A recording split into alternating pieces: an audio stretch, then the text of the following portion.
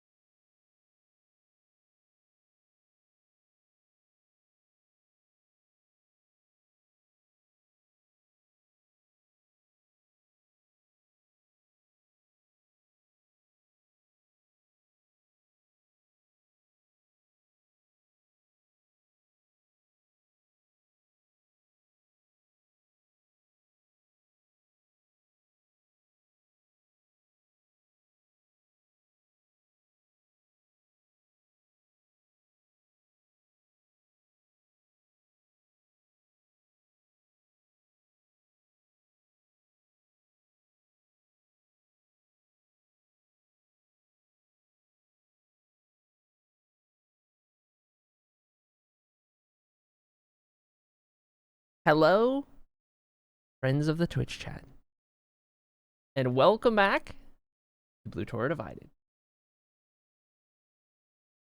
Give me one moment.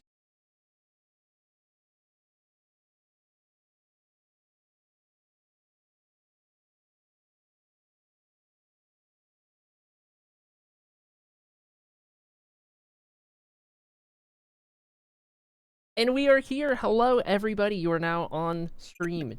Don't do anything bad. We are back. Session Do something bad. 22. And with that, we can jump right into things because we left off in a pretty interesting point in time. Also, let me turn the music down on stream. My bad. Also a little loud. Okay. Here we are then.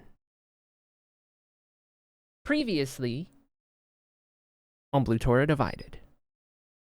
The party had been sent on an investigation quest by Ciri the Wizard in Now Taboo. The task was to uncover the mystery surrounding multiple disappearances in the lunar district of Lower Now Taboo. Upon searching the area, the party came across a curiously busy brothel upon an otherwise abandoned street. Inside, it didn't take long to realize that things were amiss, and failing to be discreet, our heroes found themselves in combat with the security. Outnumbered and outmatched, the party desperately fled through a strange portal located in a room on the upper floor.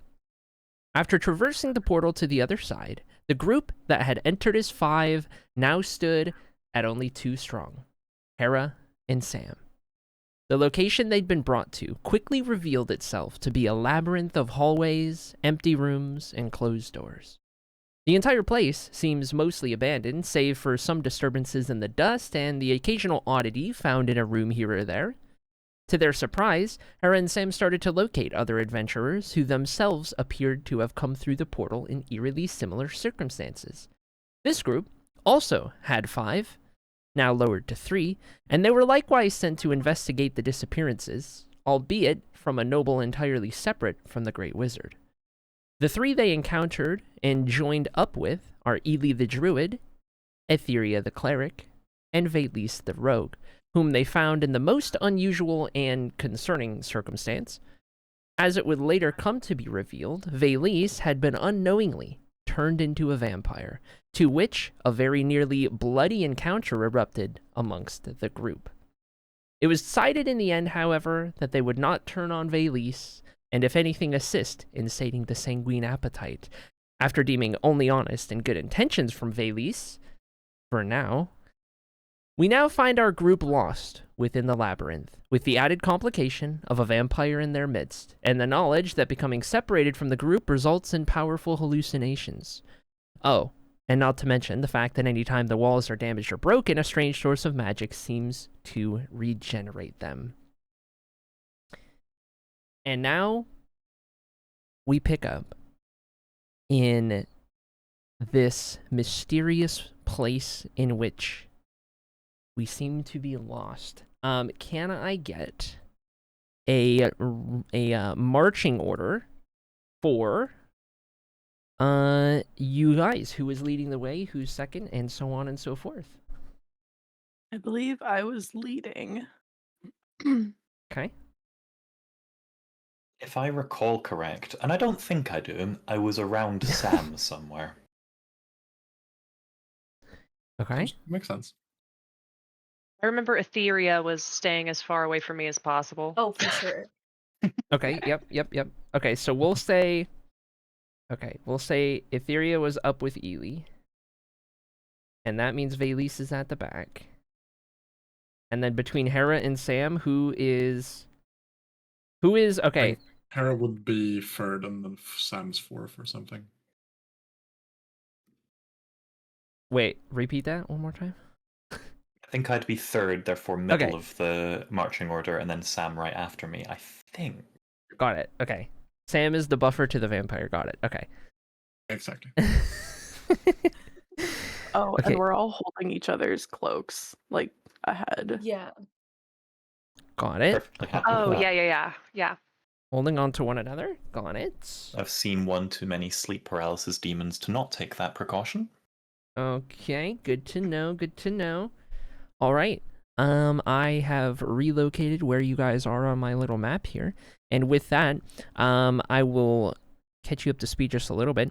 You guys are in a pretty rectangular room. It's one of the larger rooms you've been in. Up to this point, this room has a bunch of shelves and like the open standing shelves like throughout the middle of the room, that kind of thing. Bunch of racks, if you will. And there's not really anything on them. It's just kind of emptied out or whatever. But this is the room where you had the whole realizing that Valis is a vampire and everything go on. In the previous room, so close to where you guys are situated right now, there's a door. That's the door that Hera, you, and Etheria just came through to rejoin the group. And then there is another door on the opposite side of the room in which You're not sure because the door's closed right now, but that is the situation. So we're trying to find either that one big room or the hexagon room, I believe, right? One where we originally found me. Yeah. And Yeah. then the other one was the big one that looked different than any of the other rooms. I'm quite happy to try and investigate this hexagon room again. Okay, so let's go for the hexagon room. I'm gonna go through the door that we came into, I believe. The door that you came into. Okay. In that case, you guys go back into that room in which there is only one other door in there, so I'm assuming you're continuing through that as well? Yep. Okay. So, let me get, actually, I'm going to use a different color to trace your steps in this session, because that'll be fun. Okay. So you go back through there. You open up into a hallway to which you can go to the right, and you see that it bends to the right again further down. Or you could go straight ahead. It's pretty far straight ahead. You've got a couple doors on the way, and then it ends in a door. And then the hallway also continues to the left out of sight. Okay, do I remember which way we went before? Make a survival check. Okay. The 21. Okay. You can kind of gleam your surroundings a little bit. You would know that, I would say that's good enough to let you know that you need to take one of the doors down halfway through this hallway, and that leads you into another hallway, of which you guys have been before, with one dead-end room, and then you go further into another room. Stop me at any point if you want to say anything. Okay. But this other room you guys have been into also only has one option. So assuming you continue through there, you now find yourself at another decision. You open the door from that room into a short section of hallway right in front of you that intersects with another hallway entirely. Or the hallway right in front of you also goes to the left to a door at the end of it. Okay, do I remember which way we're supposed to go now? Make another survival check. Can I assist? Go for it. Okay. What does that mean for rolling? Either Hera will also roll and will take the highest, or you can roll twice. Whatever you guys decide. I've rolled a 23, which is an 18 plus 5. Okay, Oh. I have a +7 for survival, so that'll be yeah. Last time I make you guys roll survival checks. Oh my god. Okay. So regathering your bearings, you've been here before. You know that you're gonna turn left now to get towards the room that you found Vaylis. This enters into another pretty decently sized room. However, here, you know that of the two doors that are in there, you've previously gone through the one on the right side. Assuming you're gonna go that way? Question mark? Yes. I We believe will. so. Yep. Okay. You continue through there, and you enter another room. This is a room that you have been in multiple times at this point, so no need for a survival check. The amount of lines intersecting this place. You continue straight ahead through another mini hallway, and in this mini hallway, you now recognize the room at the end of it as being the one, or the doorway at the end of it, leading to the room you found Vaylis in. This little stretch of hallway also has a part that dives off to the left, in between where you are now and the room you found Vaylis in. Okay, and just to confirm, the room we found Vaylis in, was that the hexagon room? You have not found a hexagon room. You did find a really weird shaped room. But it wasn't a hexagon, and it was also a dead end. And that is a completely different room from where you found Valise. Okay. So let's go into the room where we found Valise and let's investigate that really well first. Okay. So you guys re-enter that room and you see the scene that you found Valise in, that big puddle of blood still in the middle of the floor, a table or two kind of kicked over and whatnot. This room is definitely one of the most, let's say, like visibly disturbed out of any of the places that you've been in up to this point. But beyond that, I mean, let me know if you're looking for anything in particular, if you want to try anything in there, anything like that. Also, I'm hearing an echo of myself through somebody's mic. I don't know who it is, but Yeah, for you. I apologize. Hang on. no worries, no worries. Too much gain. So much gain.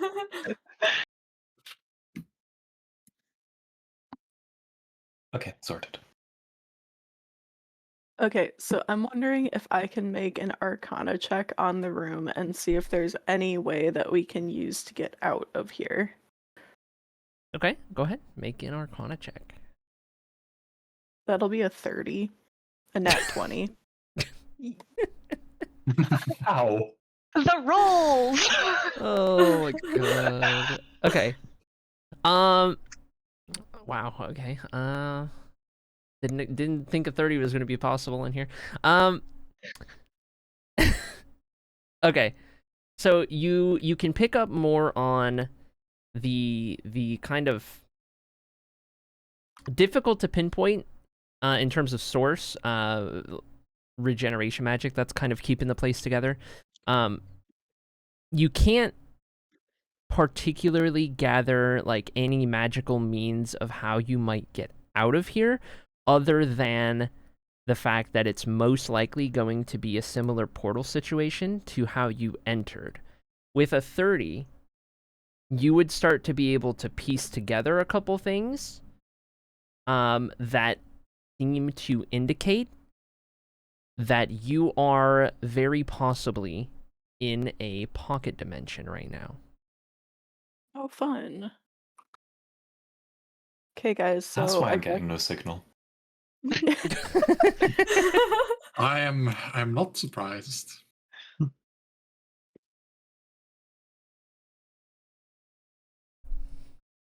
Okay, Now, so...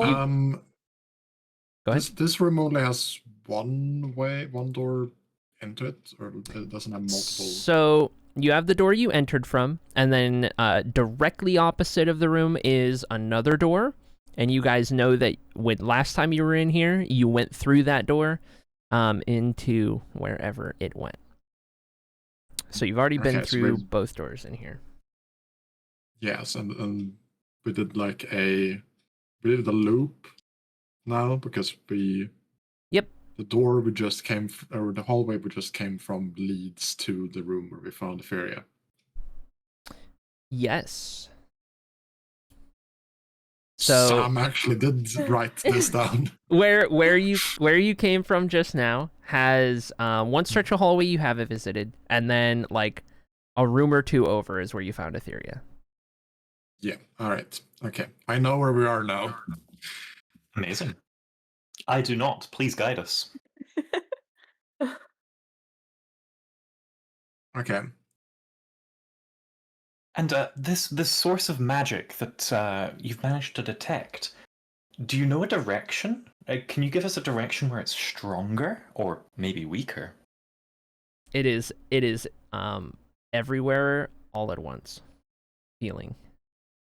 It is all around you. Is what you would feel, Yumi. Okay. It's just kind of everywhere. Do we want to try and find the weirdly shaped room now, or do we want to try and wander around and see if we can find a new room that might have a portal?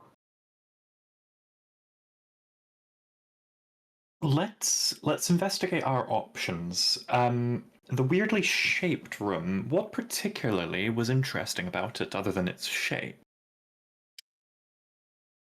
Nothing that I took note of. It was a Yeah. dead end. I think it was just the fact that it was such a weirdly shaped room compared to all of the other rooms, which have been mostly rectangular or square. See, Fair point. Maybe the room is just a little bit quirky. who can blame it? It's not exactly a very exhilarating atmosphere. You might as well make yourself distinct. Let's find a new room. Let's find somewhere where we can, at the very least, have hope of escaping this place. May I take the lead? Since I'm the one with the map, apparently. Sure, I'll just swap places with Sam then. Okay. Of course, if you'll take my defense, I'll head up the rear. Okay.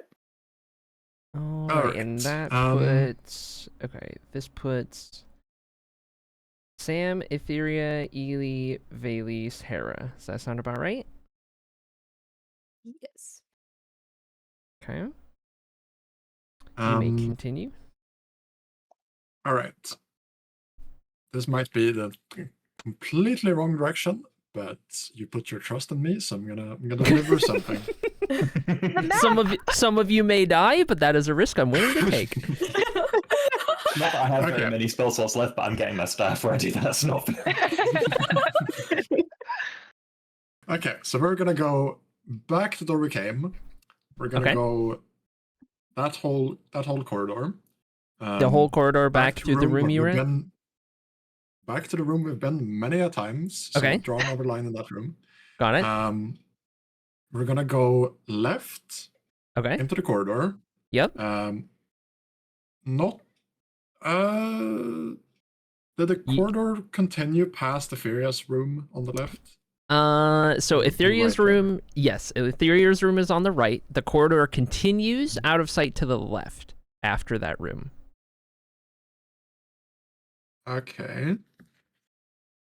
And then you also, this corridor also goes to your left and back, so you've got options. There's a part we haven't, like if we go left and then right, there's another corridor that turns left that we've not seen either. I did my homework. Glad someone did. Okay. We're gonna walk past the Furious room and then the hallway that turns left a little bit later. You head down the hallway that turns to the left. It stretches on for a while before you get anywhere notable. You do come to a junction in the hallway where there is a short run to a door on the left. Otherwise, there is a slightly off-center continuation of this hallway that goes straight ahead into a sort of T intersection of hallways. And there's more. Before you get to that T, it does stretch out of sight to the right as well.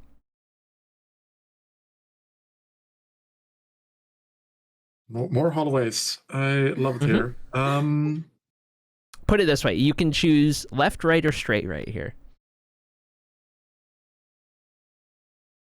Left, right, or straight right. Let's go left first. I want to see if there's another intersection. So you head left into that short run to the door. You open that door, and there is a long rectangular room, very thin.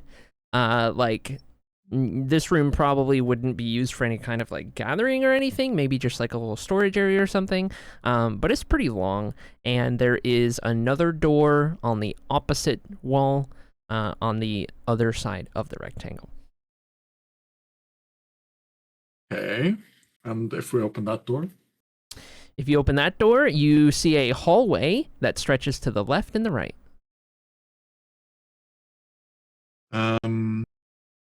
If we go, if I look to the left, does the hallway turn to the right? Yes. After a little bit?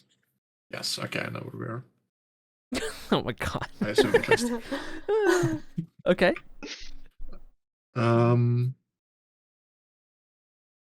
right. Let's turn to the right. Okay. You turn to the right, and you come across another hallway stretching to the left or the right from here. Also, directly ahead, there is a door. Should we be opening Yes, every there's a single door. door? Yeah, we At the should very probably do least, to opening take a every single peek door. inside. When Yeah. we're Yeah. all in a group, it doesn't seem like any of us have been attacked by any of these demons. It's only when we get separated. Let's open the door. You open the door to find the room in which you discovered Velis was a vampire. Oh, wait, what? We went in a circle. Oh my god. This is not how did we exit over there into a loop and wind up in here? I can't wait to show you this map. Oh my Oh god. my We god. Could this Really be, hope we and I'm have coming discussions. out of character for a second, could this be a Pac-Man situation? You go off the map one side and return at the other. I mean, could I it? love that. Could it? Yeah. It is much. Suppose. I don't know how pocket dimensions work. Well, usually you can fit them in Okay. their pocket, but to be honest, this seems bigger than that. Yeah. Must be a men's pocket. Okay, A wardrobe so dimension, if anything. was this room a dead end, or is there more doors? in this room? No, there is another smaller room that attaches to it that you guys have been in before. And that one Which empties direction? into a Left, hallway. right, straight. In this room? Yeah, like the other smaller room there. It attaches Okay. to. So the door to the other room is, you're in this rectangular room, you're on one of the longer sides. On the opposite, towards the opposite corner of the rectangle, is where that door is. Right. And that's just a small square room. Lovely. Okay. Let's go out to the first room, and turn to the.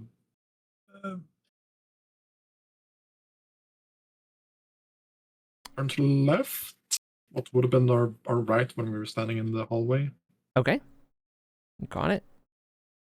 So you head down the hallway a little bit. You have a stretch of hallway that ducks off to the right. Otherwise, the one you're in continues Have we straight been in into that the hallway left. before? Make a survival check. Is it the same? Can I assist? Can Go someone for it. else do it? Thank you. Yeah. Okay, hang on. Both of you go ahead and roll survival. My survival is +5. Let me roll that. So that'll be a 21, never mind. natural 16. I got a natural 20. Oh, amazing. shoot. Okay. All right. This hallway to your right, you have not been down. This little We're stretch. getting really good at However, surviving. Okay. However, you recognize that you have not been down this little stretch. This is the one that was slightly off-centered from the one you were in a minute ago. Okay.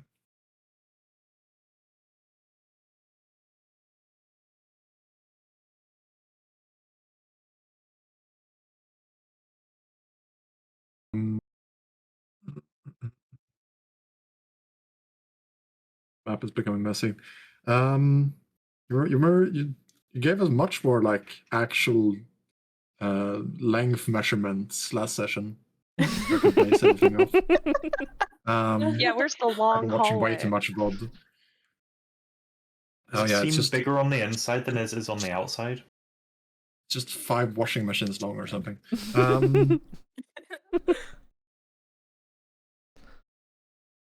Okay. It's like 6 blue whales. Mm. That's big. Okay, but we've been here, so maybe it's close to here. There's also a couple of hallways over at where we found Ely that we haven't just explored either. Could go in that direction if we wanted to.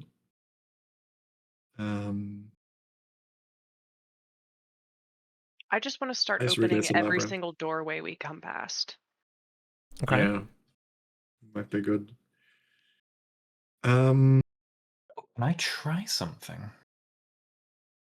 I'd like Sure, to use I my guess. dagger Mhm. to mark one of the doors that we know we've been in, and see if I don't destroy it and just simply mark it with the dagger, Mhm. does the magic heal that?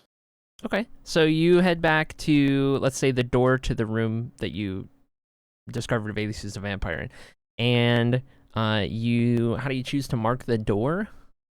I'm taking my dagger and I am making a small incision, kind of an X mark on it. Not Okay. enough to break the actual door itself, but enough to leave a visible mark. Okay, you do so, and you wait for a minute, and nothing happens, and you wait for another moment, and nothing happens. Seems Okay, to be that's saying. good enough for me. I No, will, wait, from this point... Era. Yes. Maybe the door is shy. Maybe it'll just like it'll heal when we aren't looking. Oh, okay, right. I I'm just gonna turn away from close the my door. eyes and turn away from the door. Wait for like 10 seconds, Okay. and then I'm gonna look back. Still there. Okay. Well, it was a good theory. It was a good theory. Well, thank you.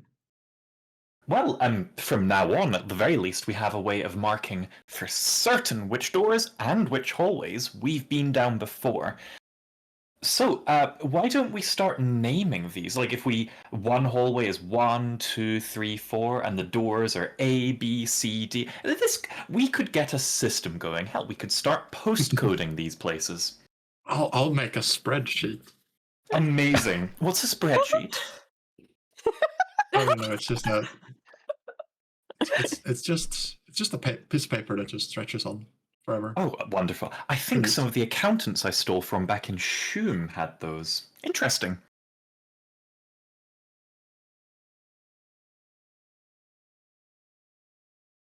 All right. Let's.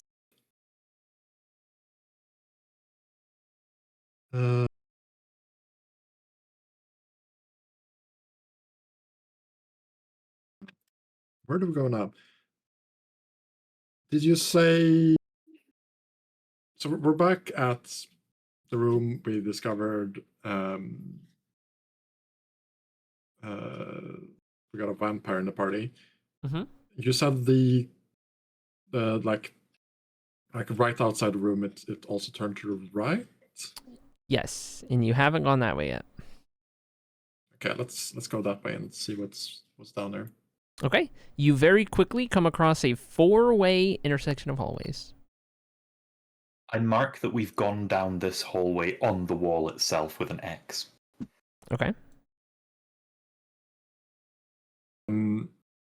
If we were to turn to the left, would we come to a familiar room?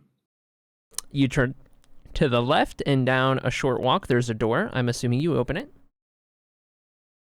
You open the door to find the room in which you guys first appeared. Yeah. I knew you would say that. Wait, before we leave this room, can I Arcana check it to see if there's like a hidden portal that we just can't see? Go for it. That would be. That's a I'm doing... It's a what? 13. So you can't pick up on any sort of teleportation magic, just that lingering kind of regenerative thing going on around here, but other than that, there doesn't seem to be anything that sticks out about this place. Okay. Okay. Let's go back to the 4-way crossing and take the hallway to the left. Okay. Short walk before you come across another hallway that stretches to the left and the right.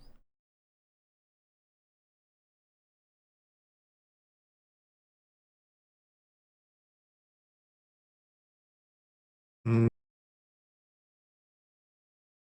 been in Let's this go. hallway before, haven't we? Or is this one we haven't? No, I don't think so. We haven't Right, been okay. here. I'm going to mark it with an X because we have now been in here. That's true. Okay. Let's turn to the left. Okay. See what happens there. The hallway ducks to the right pretty shortly thereafter, and you come to a door. You open the door and find that this is one of a couple oddly shaped rooms that you guys have been in before. We've been here too? Wow. Okay. I'd like to mark the door to this room with the shape that the room is. Okay. How would you explain the shape?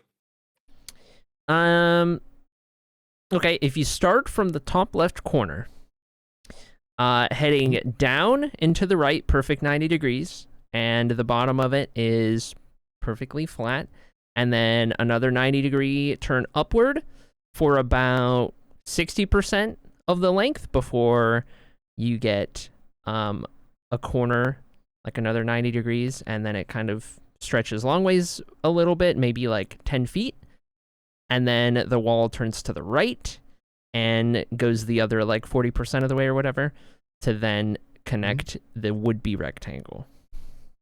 I'm going to draw a wonky L. It is kind of a wonky L. Is it a Minecraft staircase? That's kind of what I imagine it like. After that description, that is the image in my head. You could picture it like that, yeah. Okay, there. Is this a dead end, or does it have... No, there are two doors perfectly opposite one another on the far side of the room.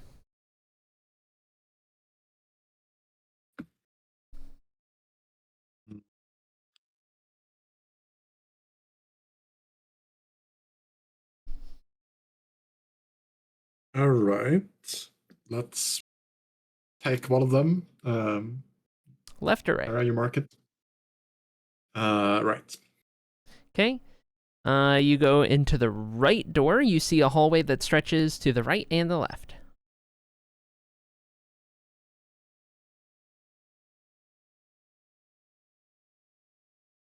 Okay.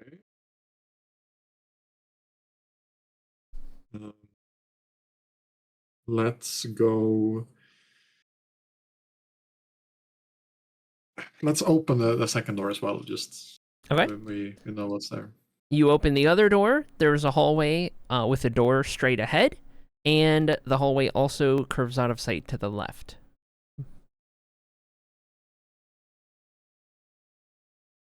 Okay. Open that door. The hallway. You're going down this hallway? Yeah. Okay. Open all doors. There was a door, right? Okay, yes. Door at the very end of this one is a dead-end room that seems vaguely familiar.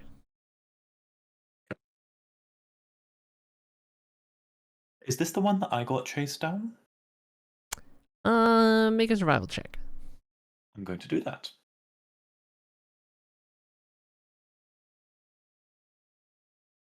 That was rubbish. 9. Can't tell.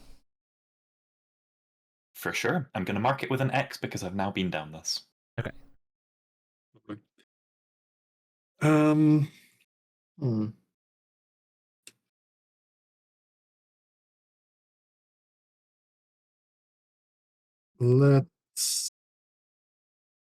Let's see where this hallway goes, I suppose. The part that went to the left? Or if we walk... Yeah, the part that went to the left. Walk out the room. Okay. You head down there. There's only one door on the right before the hallway ends. You open that door, and this is the really, really weirdly shaped room. Oh, we found it. Amazing. I'm going to draw the shape on the door. Okay. This shape is... let's see. This is not a Minecraft stair. This would be like if you took a Minecraft stair and then like the tall side of it, that like square that makes the top step, you just like move that towards the middle of the block, so there's also like another shorter step on the other side of it. You know what I mean? That's kind of the shape. Got it. Okay. I am... Yep, I'm going to draw that. Okay, let's go back to the staircase. Staircase room. Yep. And then take the right door. Got it. And then take the hallway to the left. Got it. You take it to the left and you come across another intersection. This one's a very long hallway that goes to the left and it stretches for a little bit to the right. Is this the long hallway? The infamous long hallway? No. Okay. No. It's not the infamous long hallway.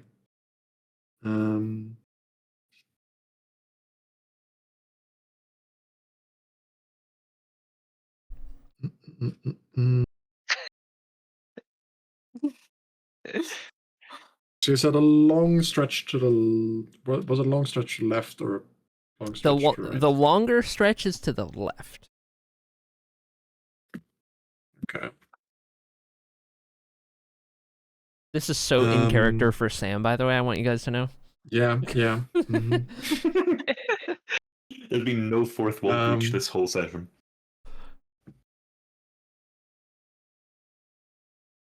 Let's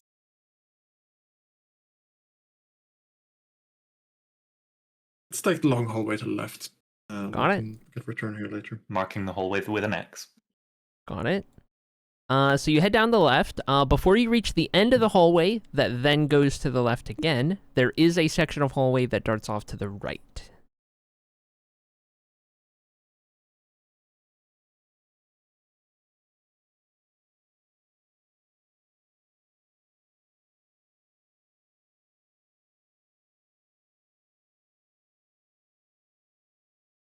This...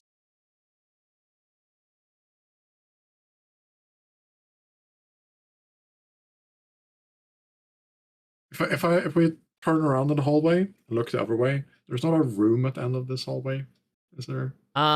Yes, the now farther side of the hallway, back where you came from, does have a door at the very end of it. And a hallway that goes to the left right before that door. Would that happen to be the room we found Eli in? Make a survival check. Assistance? Yep, go ahead. Okay. Not gonna get not 20 twice in a row. Nope. What? 14. Mine was a bit rubbish, 12. 14 and 12. It's possible. If it's not, I'm just going to... Okay, we're going to check. You can't rule it out. Okay, you check. Check. All right, you go all the way down the hallway. You open the door. It is indeed the room you found Eli in. Okay. I mark it with the shape, and I also label it Eli in really big letters across the door. And Okay. I just drew the same hallway twice because I wasn't sure if we'd reach that yet. Okay. But yeah, in that case, the long hallway to the left would just go back around to our starting room. Okay.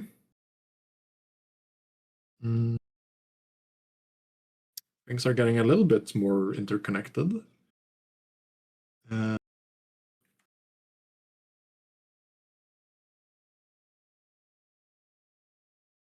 Let's... because before the hallway turns left, at the end, it also there is a hallway to the right.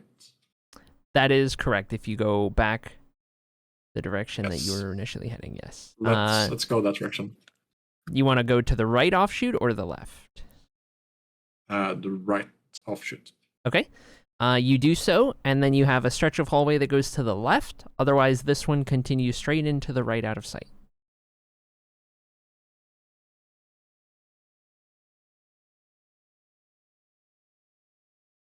Left and then just to the right. Okay.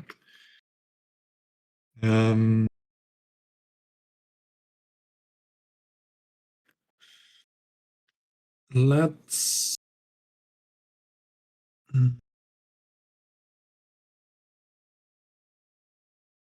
So I think, I mean, I don't know because I haven't have time to make a map of all the rooms we visited last time watching through the VOD. But we're sort of getting to uncharted waters, at least on my map. Let's just go, not go left, but just follow that hallway straight until it turns to the right. Okay. It turns to the right, and at the very end of this hallway, you see one door and nothing else going on in this hallway. Okay. Let's open and mark the door.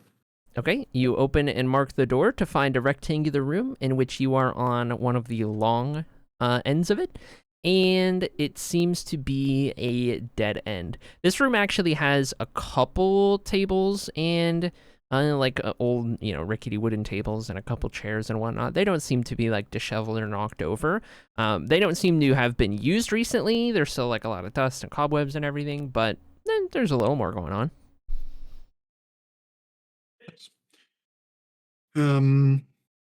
Okay, got one dead end, I suppose. Let's take so we go back out of the room, follow the hallway to the left, and then take the right corridor. Okay. You take the right corridor, and ahead of you, the hallway continues down and stretches to the left, or halfway down this hallway, it turns to the right. This one with an X, or if it hasn't already been already. It has not.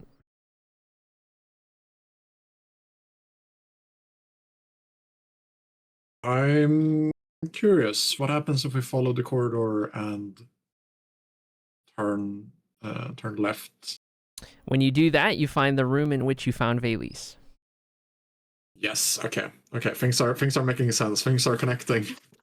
I am marking this with an X and Valise on the door. Okay. But yeah, also putting two little fangs on it as well, just to make it really clear. Okay, but then okay. So then we must have gone from Valis's room, like up here, without knowing it. So we didn't walk that way. We walked this way through hallways we've already been.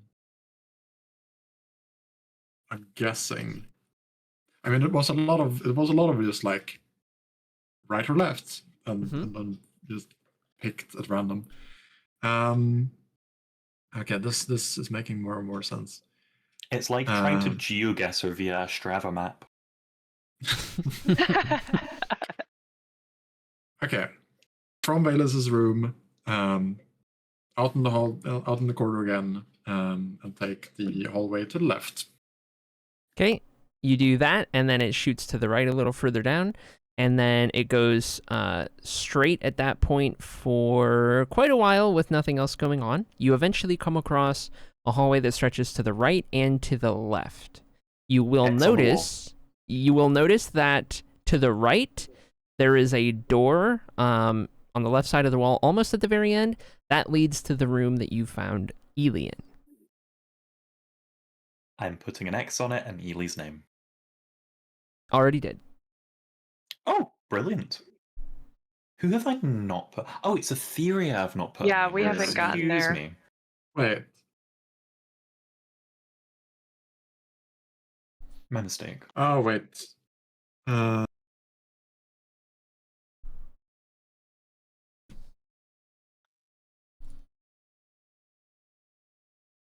So we're currently in the hallway that leads to Ely's room. Yes. When you previously this session went to Ely's room a minute ago, it was not from this hallway. It was from the other one that intersects. Yeah. Ah, okay.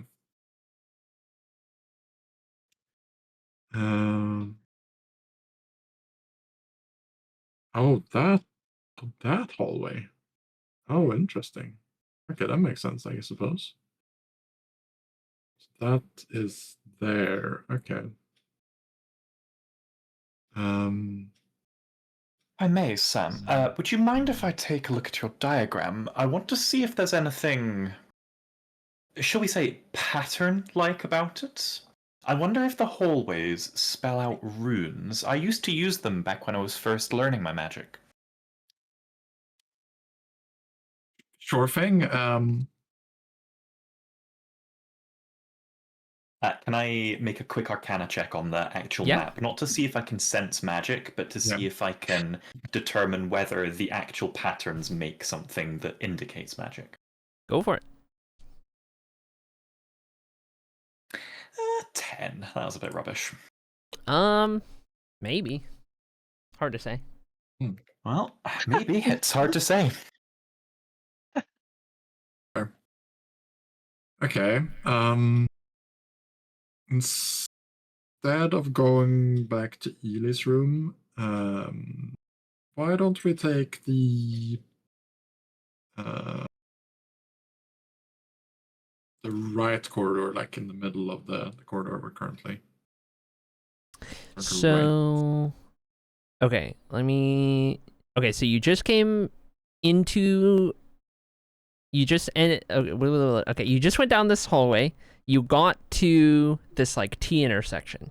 To the right of this hallway that's intersecting is the room, that you found Ely in, and the hallway that you were in before stretches to the right from there. On this hallway, other than that, you have 2 doors on the opposite wall from where you're standing at the moment, and then a door all the way to the left of this hallway as well.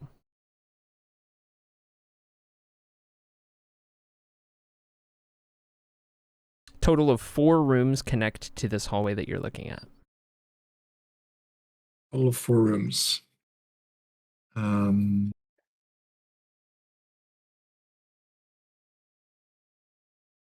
just have to draw, because my map. I thought we were like going this way, but apparently we're back here again. So man, maps are confusing. Okay, you repeat where all the 4 doors are. Yes. Okay, so you are currently standing halfway down the length of this hallway that stretches to the right and the left. To the right side, there are 2 doors to your right on the left side of the hallway if you were walking it. One of those, the far one, is Ely's room. And then, of course, the hallway opposite that. To the left of where you're looking, you have 2 more rooms, one of which is on the right side of the hallway, and the other one is at the very end of the hallway.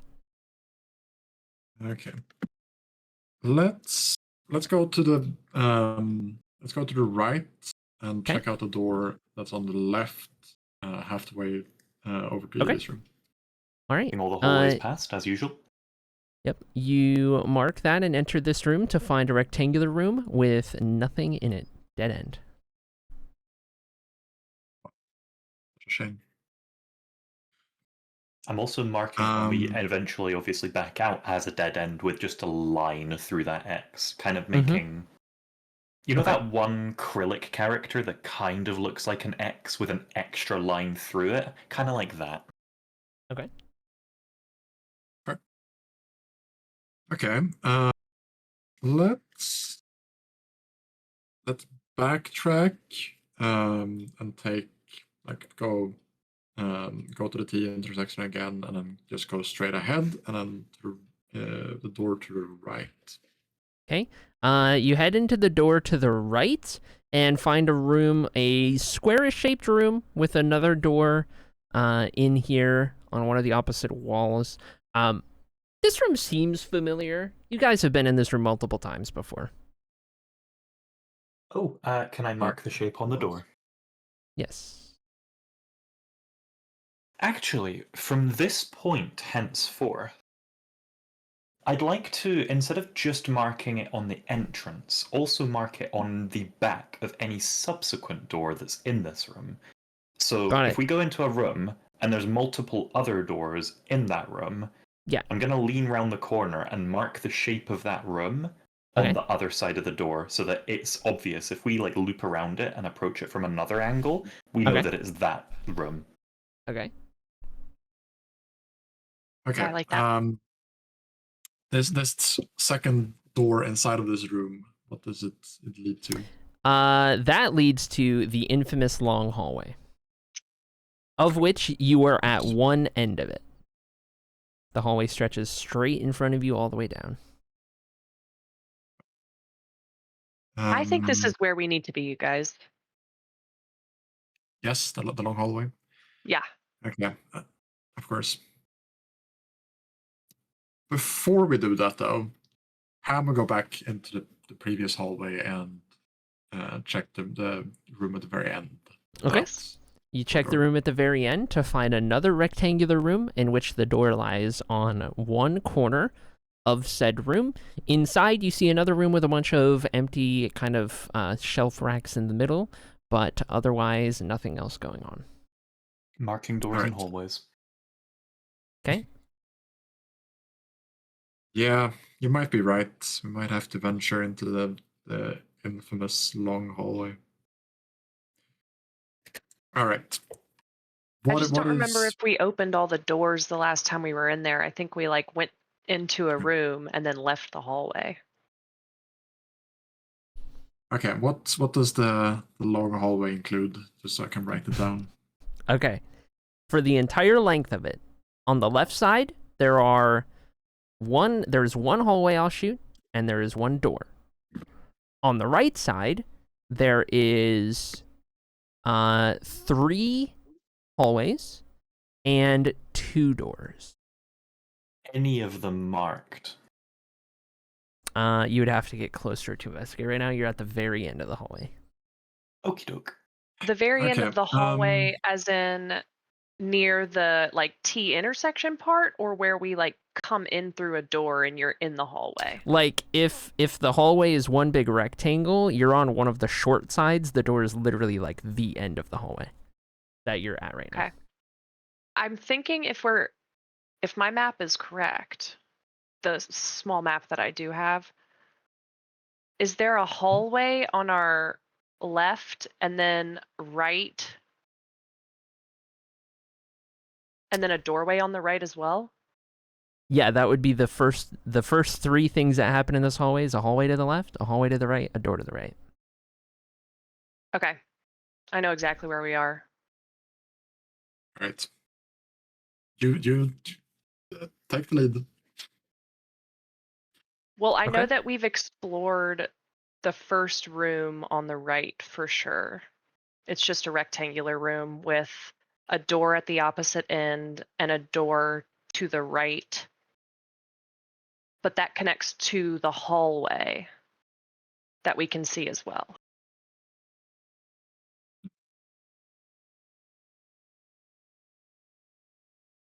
Okay.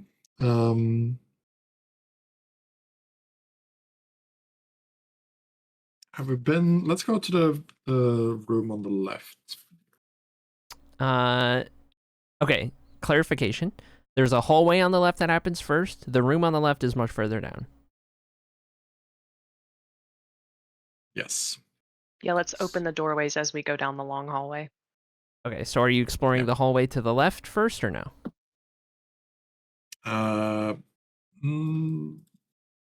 Let's look down it real quick and see. what's- Glancing down it, it shoots off out of sight to the right. Lovely. And is there a marker saying we've been there before?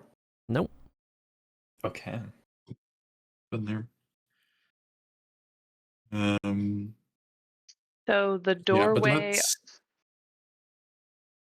let's go down the hallway and check open all the doors. So the one on the right and one on the left we haven't been in before. Down the long hallway? Yes. Okay. So you go down the long hallway, you pass the room that Vayli said you've already been in, and then the next thing that you get is a door to the left. You open that to find a rectangular room, which appears to be one of the largest rectangular rooms you've come across. Probably at some point was some sort of like dining hall or some sort of situation, you're not sure, but it's mostly cleared out at this point. There are doors on the left and right side of this room, other than where you entered. I'd like to sketch the room on all of the doors on the outside. Got it? And is there anything in this room? If I look around, is there anything of any note in this room? Make an investigation check. I'm going to do that. Investigation. That's a dirty 20, 19 plus 1. The only thing that you can pick up is the fact that the dust is maybe the least kicked up in this area. Interesting.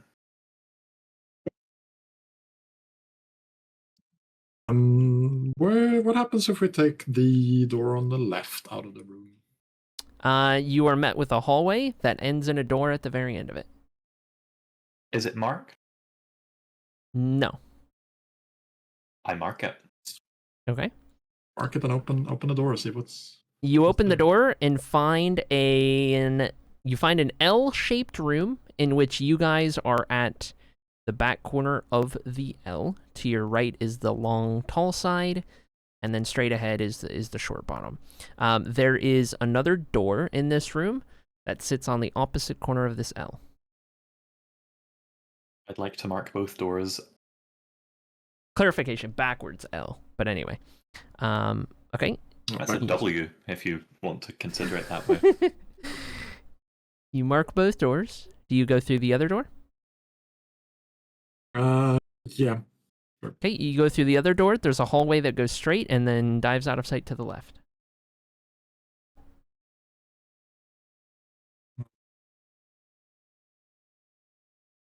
This map is confusing.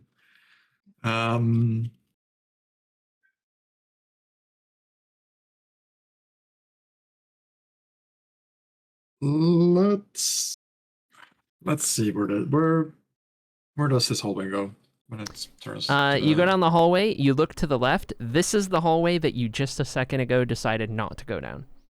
In the long hallway. Gotcha. So they connect like that. Okay, makes sense. In the hallways. Hallways. They do be hallwaying. Let's go back to the rectangular room and choose the door at the opposite end. Okay, you go back. You choose the door at the opposite end. Another short hallway before you get to a door. Right. What's Through- behind that door? After through that door- mark it. Okay, door marked. Through the door, a square room with a bunch of dust and cobwebs and a couple of wooden chairs off in a corner. There is another door on the right wall. Okay, so like that would be like perpendicular to the infamous long hallway. That door, yes. Okay.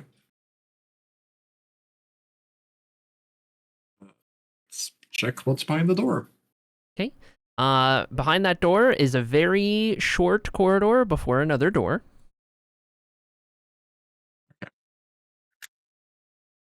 So open the outer door. Open that up, you find a larger rectangular room. This one's got nothing going on in it other than a bunch of dust. There is also... I mark the room. Okay, there is also another door opposite of this room. Opposite wall. Let's open the other door. Okay, you open the other door, you find a three-way hallway intersection going straight ahead, or to the left, or to the right. Isn't that... Oh, okay. It's... all right.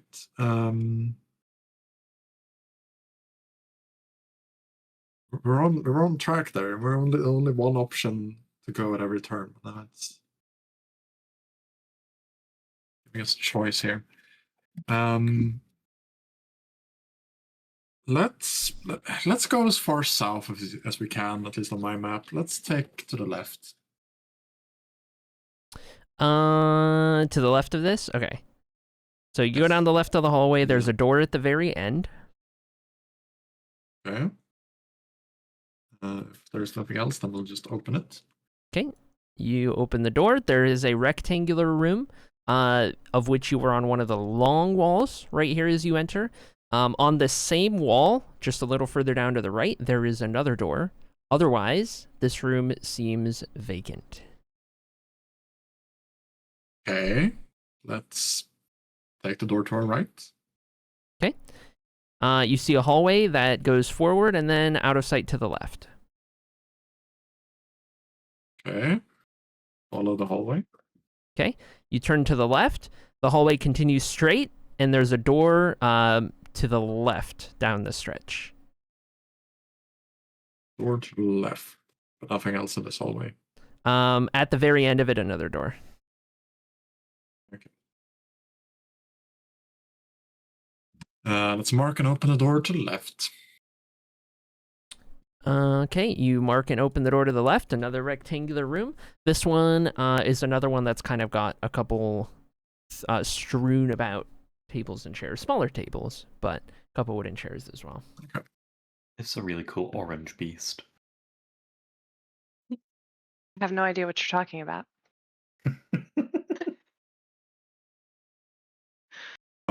But nothing else, no other doors. This is a dead end.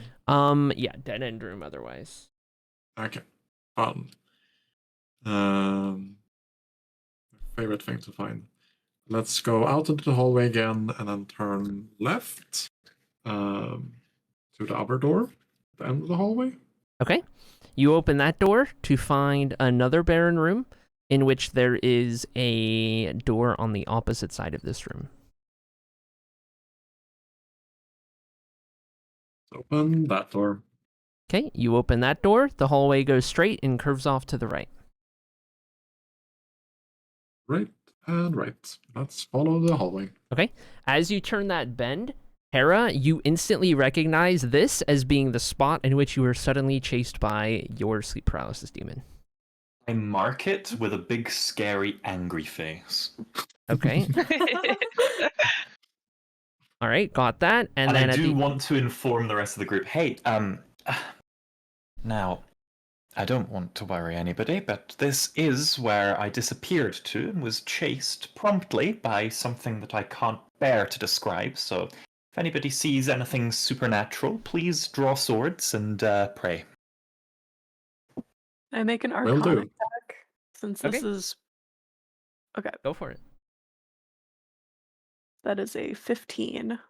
You are not currently picking up on anything that you didn't expect. Okay. Make a little No. note that currently, like, Hera was teleported from like around where the top of my map is to around where the bottom of my Okay. map is. Interesting. Just make a little squiggle. Okay. You Wormhole continue. question mark. At the end of this little hallway, there is a door that leads into a rectangular room with two other doors, one to the right and then one on the opposite long wall straight into the left.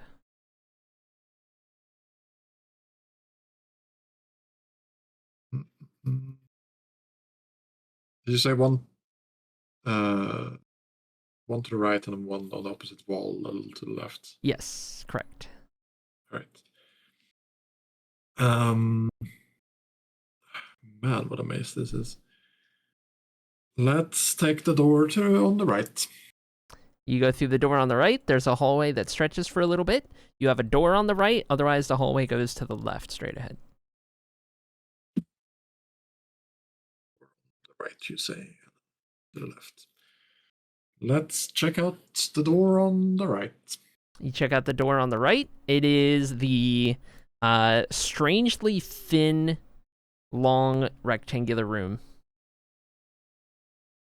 One of two of them that you've come across. A question real quick, just out What's of up? character. When we do find the exit, is it going to be obvious? Like we'll know? Yes, Like, oh, you'll know. Okay, thank you. Okay. Oh no, should I have been This map. everything? This map is a lot less about like trying to figure out where the exit is and just marking off dead ends so we don't have to go there again.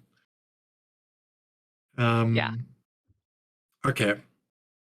But nothing Also, else really in this thin room. There's another door on the opposite wall. Is it Mark? Nope. Whenever we You know have what an to do. intersection or a cross, I'd also like to mark whichever direction on Sam's map would constitute up. so that we can track like where we're going if we suddenly get teleported there. Okay. And we can kind of work out a way to go back to spawn if we get teleported. Okay. Okay, I'm marking it. Okay.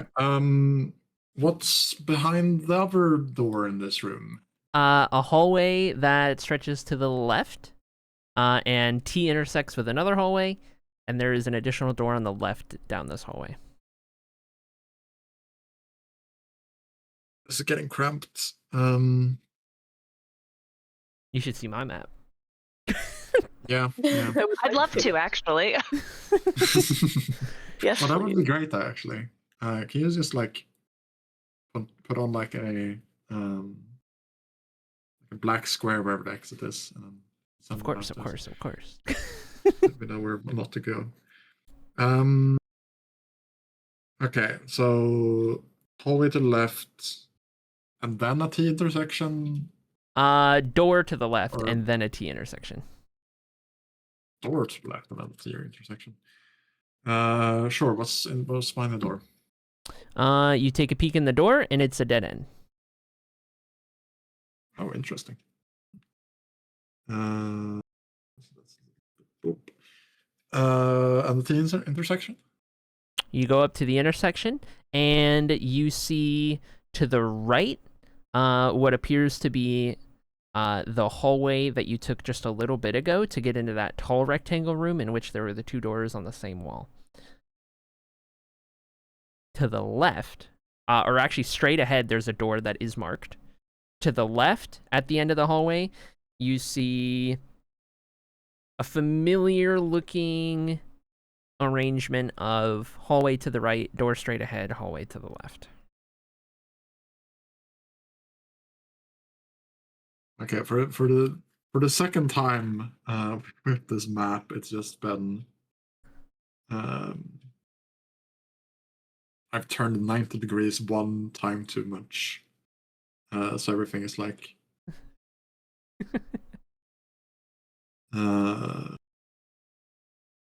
okay, so that hallway is that hallway. Interesting. That makes a little bit more sense, I suppose. Okay. If we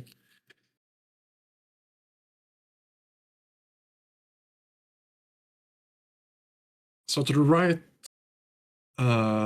is the room with doors on both sides. Yep. So let's take the left instead, where we haven't gone. Okay. The You intersection. You go to the left, in which there is a hallway that shoots to the right.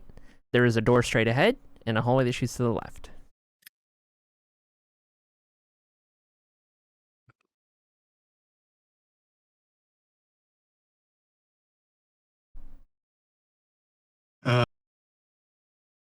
Also, sorry to everyone, all the other players that I'm sort of just taking the main character, but I feel like the adventure will This is your get a lot session. better. This is your session.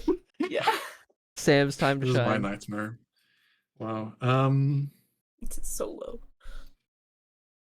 Let's. That. Sam's certainly our note taker, and I, as a blaster caster with nothing to blast and no spell slots to cast, don't really have much place. Oh no. Let's take the hallway to the right. Okay, you take the hallway to the right, and as it turns to the left, you see that you are now on the opposite end of the super long, infamous hallway. Over there. Okay, I get it. I'm going to put an X on this as well. Okay.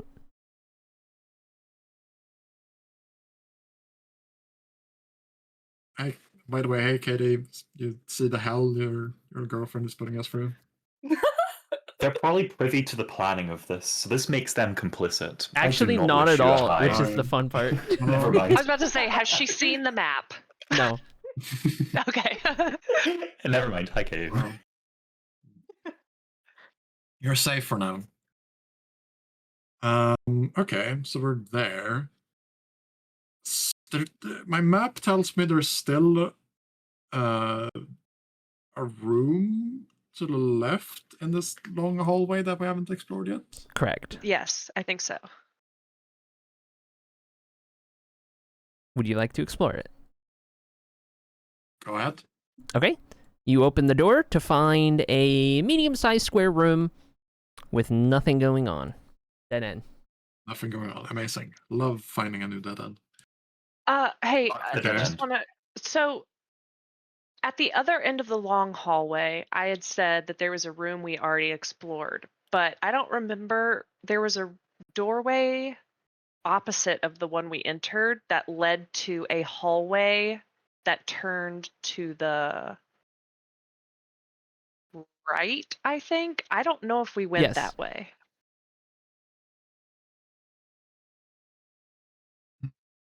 You know enough to know that your layout is right.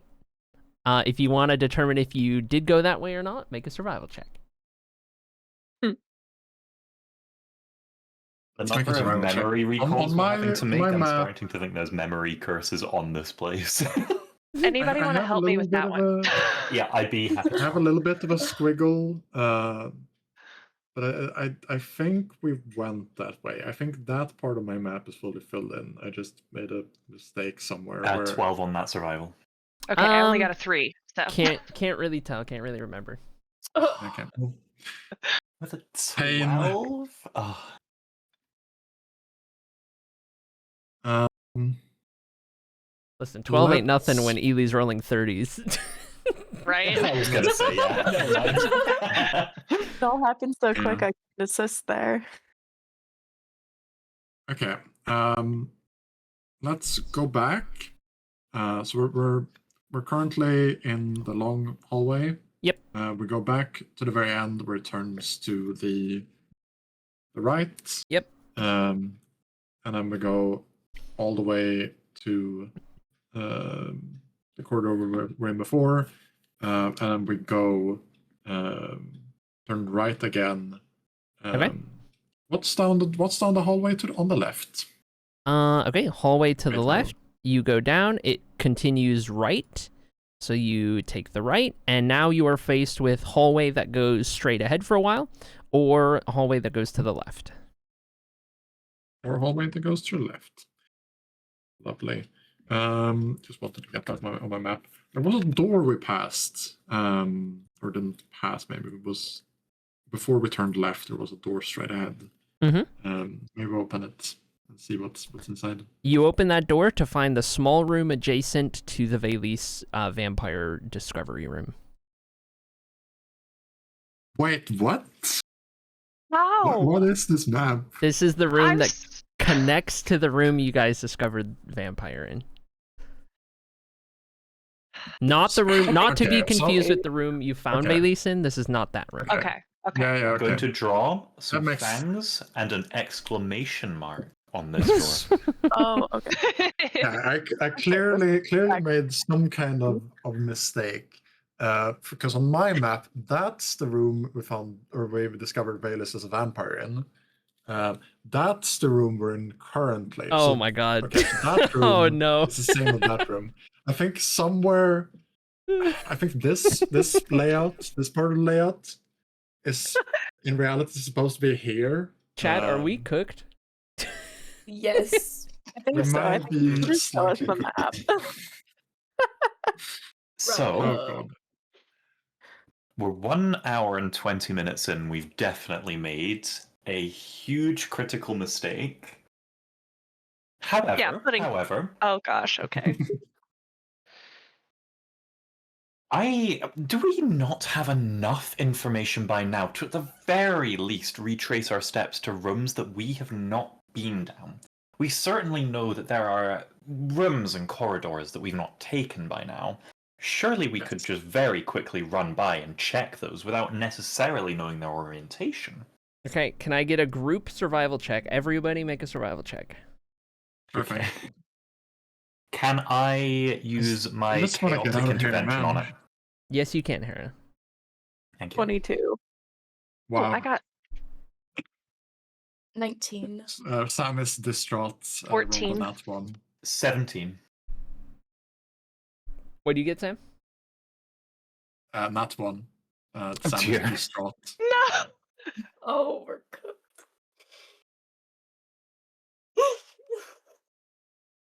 I don't like the Sam silence. does not believe there is a chance of getting out of here. Okay. I do some quick maths. Okay. Let's see. From where you guys are right now. What would this get you? Okay. I'll say you guys as a group are able to glean this much. You are currently, if you separate the this entire maze-like area into quadrants, where the center of everything is the room that you arrived in, you are in the top right / northeast quadrant, however you want to look at it. And the area, the biggest area that you have not yet explored is in the bottom, pretty much the straight bottom of the map. So a little bit of both quadrants on the bottom. Is To the that not near to where I was teleported? It is. Amazing. I suggest we go to the sleep paralysis demon room. At the very least, that seems to be the area we've got least room coverage in. Okay, all right. Okay. Um, You have let's see, marked that would enough be- in the area to retrace your steps. yes, but I'm also just gonna say it out loud. Okay, because okay, that's okay, gonna okay. be out this. No, wait, sorry. No, it's gonna be out this room, to the right, through a very thin room. Yep. The door on the other end, and then the Yep. left. Yep. And then we found ourselves in a rectangle room. Yep. And the door on the left is where Hera was Yep. chased / teleported to. Correct. But there is a door in the same room on the right wall that we Yep. haven't gone through. Okay, you go through that door. You are met with a short corridor that has another door at the end of it. This door has already been opened. Okay. So you go into there. You find a short rectangle room. There is an open door straight ahead. There's an open door on the right.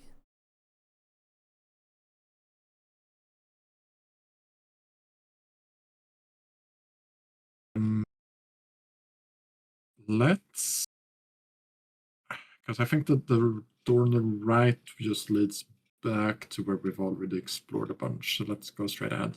Okay, you go straight ahead. There is a hallway. At the very end of this hallway, an open door into the room you found, Valise. And then to the left, halfway down this hallway, is another Really? hallway. Wow. Okay. My map is getting so confusing. Oh, are we back? No, we can't. Are we back there? Of course we're back there. You are in the short corridor Okay. that leads into where you found Valise, and then halfway down this corridor is a hallway to the left. Right. Okay, my map is fully messed up. Okay. So yeah, that is there. Yeah, let's take the hallway to the left. Okay, you take the hallway to the left. It shoots to the left again after a little bit. You are met with a hallway that has a door at the very end, and then a door halfway down on the right.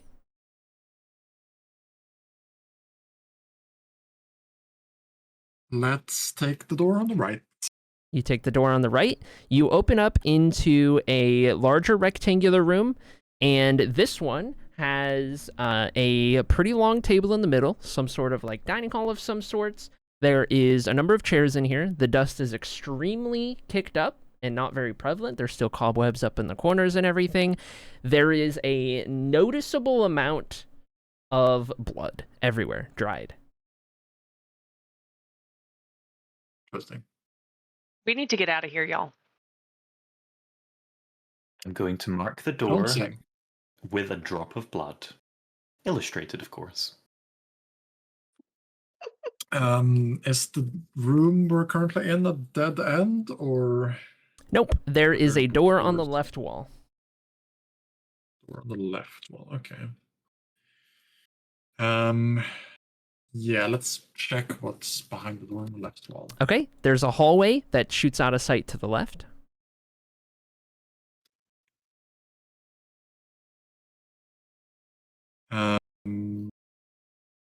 Sure, let's Okay, follow the hallway. you that turn goes the to left. corner, and it stretches for a little bit before it shoots out of sight to the right. Lovely.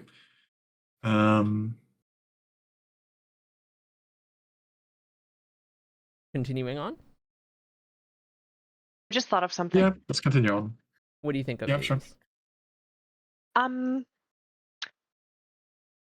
Could I possibly smell the dried blood? Like a trail, perhaps? If someone is coming in and leaving, maybe they've left a trail of blood. I would say make a survival check. Okay. These This haven't would- gone well for me, so This would have to be Vaylis with no assistance. Oh Yeah. dear. I do have advantage though, so. I mean, Sam is great at smelling blood. 8. You get the indication. You can't really pick up on too much, whether it's because the blood is just too old and dried, whether it's just you not being fully in tune with your new vampiric senses yet, or what have you. You can't really gather much. Worth a shot. Okay. I think I'd also like to make an Arcana check just generally in this room to see if there's any stronger source of immediately obvious arcane energy. You're currently in a hallway, but yeah, go for it. Okay, first of all, I mark the hallway. And Yes. I'm going to roll that with disadvantage because I use Chaotic Intervention. 17. Okay. Nothing out of the ordinary, though.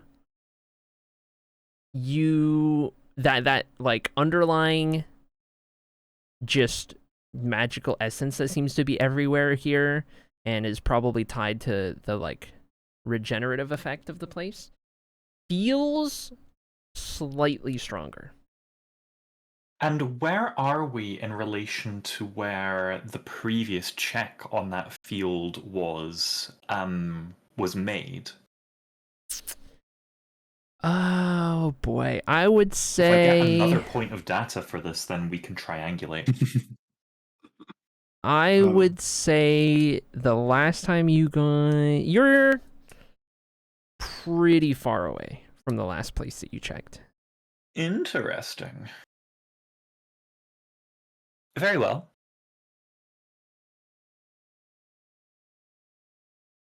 Okay, so do you continue down this hallway? Is really yeah, I think if anything, this hallway is heading in the right direction. If like, Okay, as you turn to the I have right, to restructure because what I thought I knew is actually not.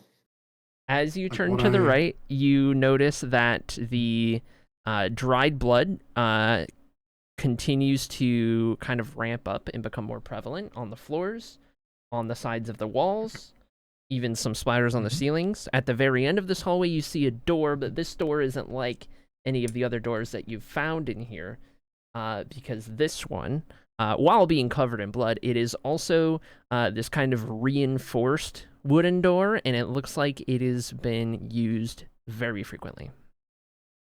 Ooh. Oh, I Interesting. see. Okay. Can I hear anything from behind the door? Is it currently occupied, the room behind it? Yeah, do I sense anything as well? I can hear heartbeats. You do not sense a heartbeat, Vaylis. Can Hera go ahead and make a perception check? I'm going to make a perception check. I would also like to see if I can sense any movement within 50 feet. 15. Okay, on your 15, and I'll get to you in a second, Ely. On your 15, you can't pick up much in terms of like sound. All you can gather is kind of the more obvious, like, visually, this place has been there. Like, there's a lot going on here compared to anywhere else. whatever that might entail. Ely, you can pick up with your work of senses ever so faintly a couple little vibrations coming through the floor from that How far room. away from us? If you're standing right at the door, it would be maybe 30 to 40 feet. Just an estimate. Okay. Guys, I can sense something moving in there. I think we should be ready Yeah. That's ready. to fight before we go in there. I'm gonna prepare to cast Shattering Boom the moment the doors open.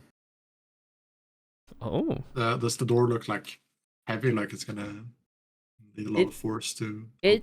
It's reinforced. It's gonna, like, it won't require a strength check, but you're gonna notice that it's heavier than any other door you've opened. Is it locked or trapped? I feel like that's quite an important check to make if it's been used recently. What would you like to do? I'd like to check if it's locked or trapped. Which do you check I'll first? investigate. I've got both of my daggers in my hand, by the way. Trapped first, because I feel like the check for is it locked is open the door and trigger the trap, so definitely trapped first. Make an investigation check. Or I'm gonna make an Arcana, investigation. whichever of your choosing, depending on what kind of trap you're looking for. I've got much better Arcana than Investigation, so I'm Okay. gonna do that. For Still that rubbish clarification, 13. okay, for clarification, when I ask that, by the way, it'll be like, if you use Arcana, you can, but it'll be looking for magic-related traps, Yeah. as opposed to, like, I mean, I'll check if the door is trapped by mechanical means. Okay. What was your roll, Harry? My Arcana check was, 13. You're not picking up on anything. Alright. Investigation, 17. 17, you're not picking up on anything mechanical. Alright. I'm just gonna try to see if the door is locked. You go to turn the handle, it is locked. It is locked. It's a good thing you guys got a rogue. Dead end, guys. I was about to say, should I try and unlock this door? You certainly may try to unlock this door. You would roll a sleight of hand check using your thieves' tools. Okay, good. +9. 19. All right. Valise scoots you guys out of the way, goes to start picking the lock, and after about 10-20 seconds or so, ding, it clicks, the handle turns. Do you open the door further? Guys, should I open the door? I got it unlocked. Go ahead. Slowly and slowly. Okay, I'm gonna have like one of my daggers like held up as I like slowly open the door. Okay. Staff's ready, and I'm still getting ready to cast that the moment I see anything hostile. Before Okay. anyone moves, can I sense any difference in the movement? Nope. It's been pretty similar. Okay. I think we're ready to slowly open. Okay. So you guys slowly open the door. You slowly open the door, and the scene that you guys take in as the door opens more and more is that of a very bloody, very ominous sort of death room, torture chamber, prison. Wow. Not entirely sure. As the door opens, How big is it? there's blood everywhere that hits your nose first. You can see that there are piles of bones kind of strewn about in the corners of the rooms. There are a couple like dead rats just kind of about. And once it gets to about halfway open, you can see a figure that is standing over some sort of altar. And with that, the door fully opens. Battle music. The figure raises their head and turns to face you. White hair, about shoulder length, heading all the way, pretty straight, kind of heading down across their shoulders. Bright red irises and pointed elf ears. Very kind of like withered and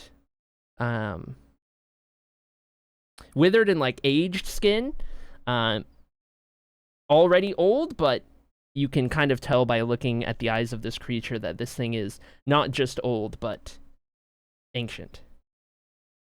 Long, sharp, gross fingernails that are almost claws, and just kind of dressed in kind of rags more or less. On the altar that they are standing at, you can see what appears to be some sort of humanoid figure in very, very dead shape. You would have to get closer to make out any more details on that, but you get the indication that this creature, who you guys can all see now is very clearly a vampire, was up to something with the humanoid on the altar. At that, you guys were holding spells. Which of you guys were holding spells? I was holding a cantrip.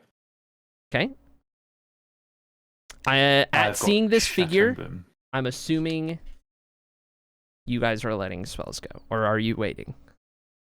If there is any indication that this figure is at all innocent of what I can only assume to be the most bloody murder I've seen in the campaign thus far, then I will hold off. However, if not, I'm going to use my chaotic intervention to cast Shattering Boom in their direction.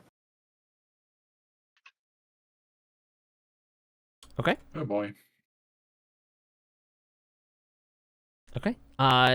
You guys can also open up your the stream that I'm sharing on Discord Yes. and see the Oh, picture in front of wonderful. you. Yeah, this is definitely a hostile. It's an 18 to hit, by the way. Okay. Getting a lot of Give me. Oh, by the way. Yeah, I'm echoing just bad. a- Oh, you're gonna have to. What? Here, I'll mute. If my you thing. stop sharing the audio on the stream, that'll work. Or if you just mute it, everyone who's watching muted it. the stream. Done. Yep. Okay. Yeah, better. So you cast Shattering Boom. Let me grab another page here. Who else was casting something? I had my dagger in my hand ready to throw, but Okay. That counts. We will do that. Okay, your Shattering Boom was an 18 to hit, you said, Hera? It is, yep. Okay. And what is the effect on that one, if you could remind me?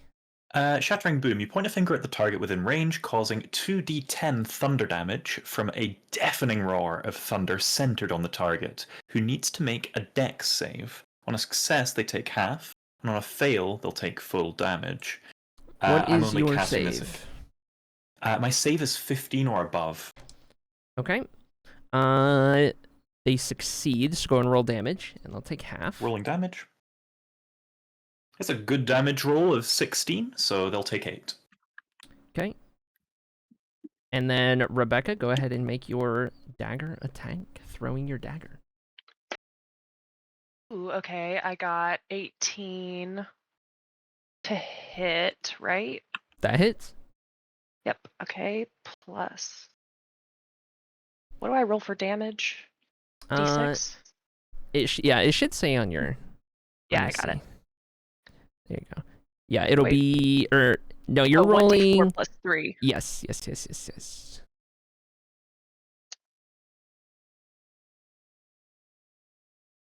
5. All right. So with those first two initial attacks, I need everybody to roll initiative. Wonderful. 14. Also I'm 14. rolling with disadvantage because I used chaotic intervention. 13. Four. My second roll was a natural 22. That's rubbish.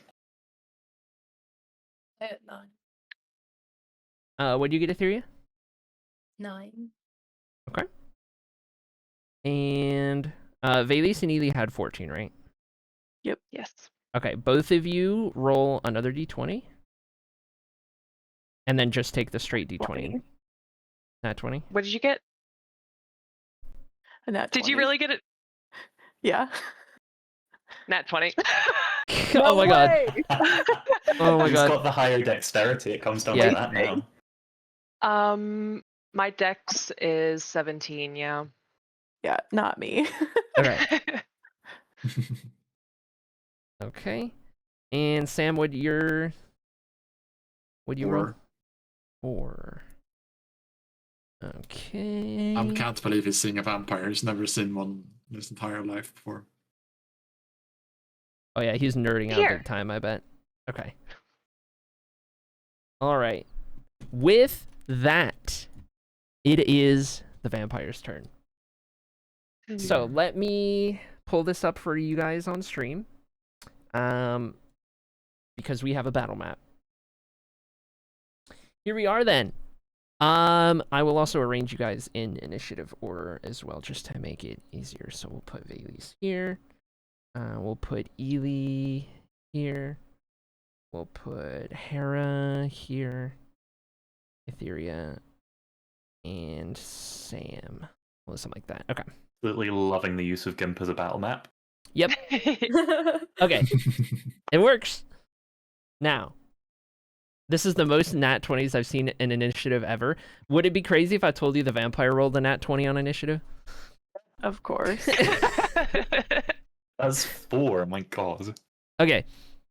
With that, getting a couple of attacks right away, this vampire, who was looking at you guys with a little more of a curious nature at first, is now fully intent on shedding some blood here. So as the eyes flare a little bit of a deeper red, and you see the kind of like you see the veins start to protrude just a little bit, like down the arms of this creature as they kind of clench their fist a little bit. They're going to let's see, what are they going to do?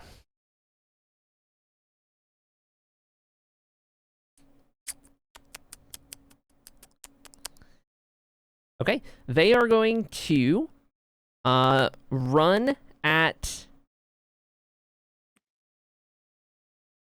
I suppose, run at you, Vaylis, since you're one of the closest and just attacked with your dagger. And get right up into combat with you and attack you with their gross fingernail claws a couple of times. So this is going to be the first one. Is a nat 1, that misses. And the second claw is going to be a 25 to hit, which I'm assuming hits. Mm-hmm. And then, where are we at here? That's going to do a total of... Oh my god, you got so lucky. That's going to do a total of 5 slashing damage on that one. Also, the Overwatch soundtrack. I don't know what it is, actually. It's on a playlist. You are also, now, Vaylis, considered grappled from that claw attack, which will have certain effects on your turn, which I guess is next. So it makes those 2 attacks, and then is going to try and bite attack you as well. And that is going to be...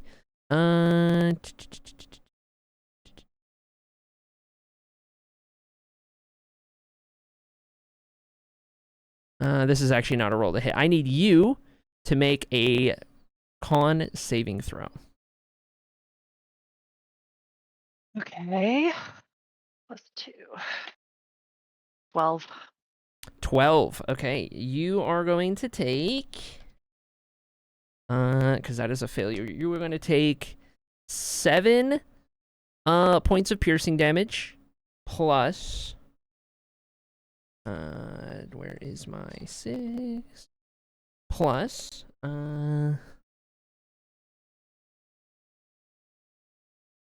11 points of necrotic damage.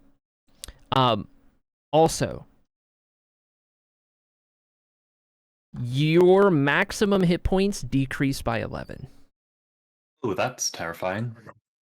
So you'll click on your HP, and then you're gonna have to override your max. But remember the number was before, so 46, because that's what we'll end up putting it back to. Okay, I don't know how to override max. So I I would be 35. Yes. Right? Okay. Yeah. I think. Did you figure it out? If you click on it, there is like a max HP modifier. Yeah, I got it. Okay. So just remember you were at 46 before. Mhm. But that is your new max. And also, you notice that at that, the vampire seems to feel a little more rejuvenated after Lovely. dealing that blow to you. Now, that is Okay. the... let's see, actually. Because they do have a cool bonus action. Okay. Vampire is then going to use its Deathless Agility bonus action to disengage. And let's see. It doesn't have that much movement. Just going to disengage by a couple of squares. And that is going to be the vampire's turn. Which brings us to you, Valise. The vampire did let you out of the The grapple. grapple. That's the one. Yep. To disengage. Would the vampire recognize that I am also a vampire after biting me? Yes. And you get the sense, maybe more intuition than anything, you get the sense of how fresh a vampire spawn you are means that you're practically just as fair game, if that makes sense. Okay.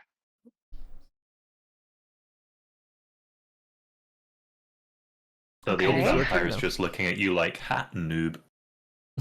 Literally.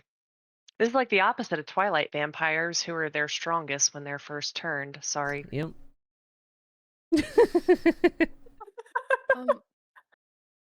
Can I cast Cure Wounds on Valise? When it comes to your turn, yes. Okay. Okay, so it's my turn, right? Yep. I'm gonna say, were you the one who turned me? Okay, so you're gonna use your turn to try and talk? Yes. Okay. Let me see if I'll make you make a roll here. Go ahead and make either a persuasion or intimidation check to see if you can get this creature to a little out of their kind of like feral rage and in a place to conversate. Okay, I'm gonna do persuasion because I've got +5 on that one. Okay. 19. Oh, you needed an 18. Okay. All right. In that case, the creature hesitates for a moment and kind of looks you in the eyes with kind of a look of recognition before a slight smirk comes across this creature's face, and you know that they understood what you said and they acknowledged it, but refuses to offer any words. Okay. Do I get a bonus action, or was that like my full? So, trying to do that will be your action. You do still get a bonus action and movement and reaction for whenever you choose to use those. Okay, I'm gonna try and position myself between the vampire and the party at this point. Okay. Do you want to just position yourself there, or do you want to get within melee range? Just position myself there for now. Okay. On it. Is that your turn? Yeah. Okay. That brings us to Ely. Okay, I'm going to move 2 squares to the right. Okay. And then I'm going to cast Poison Dart. Okay.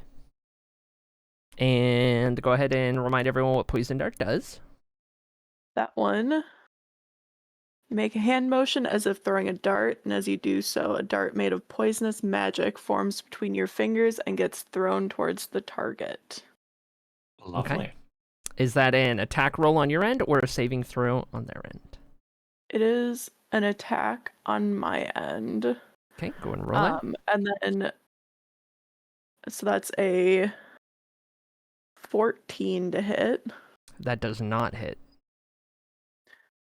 And then, it says, oh no, never mind, you're good. That's it. Okay. Okay, cool. You still have bonus action, more movement if you want it. I'm just going to, let's back up 1 square, so I'm right next to Hera. Got it. Okay. You guys then can that's- also, like, not using an action or bonus action or anything, you can also always call out, like, little couple word things or whatever to each other or whatever is going on, like, as you're taking your turns Talking's or a free action. even out of turn, yeah. Mhm. But then if you're Fine, gonna do it's a free something action. like what Vaylise did, where you're like getting more into the conversational side or attempting to do anything, then it becomes like action or bonus action, depending. Mhm. The moment it requires a roll, you need to use an action. Okay. Okay. Is that your turn, Ely? Yep, that's it. Okay, that brings us to Hera. Wonderful. I'd like to use my turn to move to the square opposite and diagonally upwards to my right of, I believe that's Vaylise there. To your right, so like here. One more to the right. Here? Yes, that's Okay. perfect. That is I'd Ely, also... by the way. Oh, I apologize. Okay. I'm rubbish at seeing No, that from you're good. that. You're good. Okay. I tried to color you The- guys, so you can use that as a reference. Brilliant. I'm going to say green for the simplest. Okay, there you go. I am also going to shout to the rest of the party. It looks like he regenerated after he bit you. I've got a spell that I can cast to stop that, but I need to be able to touch him, and I'm not durable enough to do it reliably. Any ideas? And with that, I am going to... I'm gonna twin spell Chaos Bolt. Okay. Remind us what that does as you do it. So, Chaos Bolt, I hurl an undulating, warbling mass of chaotic energy at one creature in range. I make a spell attack, and if it's a hit, they take 2d8 plus 1d6 damage. And on any one of the d8s corresponds to a different type of damage. It can be acid, cold, fire, force, lightning, poison, psychic, or thunder. And if it's the same number on both d8s, it leaps to another target that I can choose, which can be the same. And twin spell means I'm casting 2 of it. Sorcerers. Sorcerers. Okay, roll the hit. Roll to hit. First one.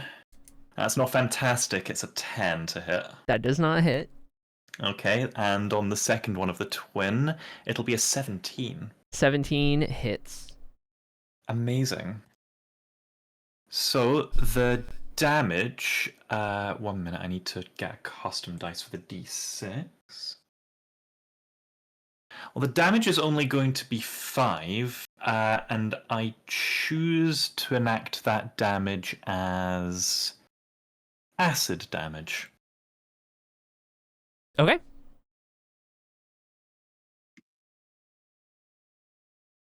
That is duly noted with that. Anything else on your turn, Hera?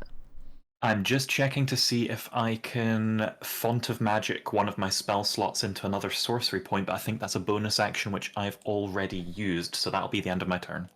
Copy that. That brings us to Etheria. You are the yellow one, by the way. Yellow? Yellow orange. I would like to first cast Cure Wounds on Vaylise. Okay, so you walk up to Vaylise, and that would be Yes. your action. Go ahead and make your healing roll.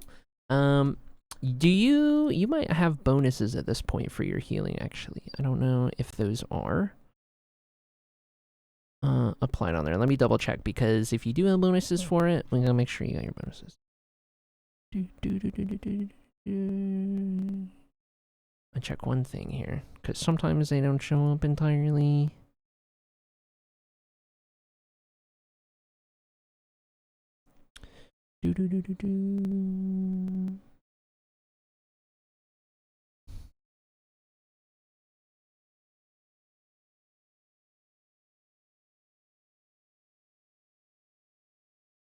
Here we go. Oh, I forgot to roll wild magic for my spell.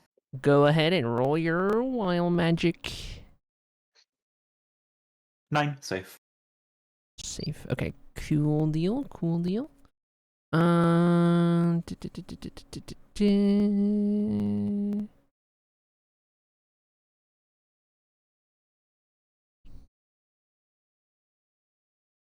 Okay, yes.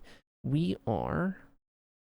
You do get a bonus. So, the site rolls your normal amount, which is 2d8 plus 3. However, you are a high enough level now that you add an additional 1d6. So go ahead and roll just a 1d6 as well. We'll add that to the total. You can choose the individual ones at the bottom left. If you click on the little thing and then click a d6 once. 6. Oh my god. Okay. All right. So Velis, you are going to be healed for 19 points. But that can only go up to your current max. So I'll go up to 35. Perfect. That was a big Oh, heal, give by me the some way. of that. That was huge. Okay. Incredible. Etheria, do you have any more movement you want to do or bonus action to take?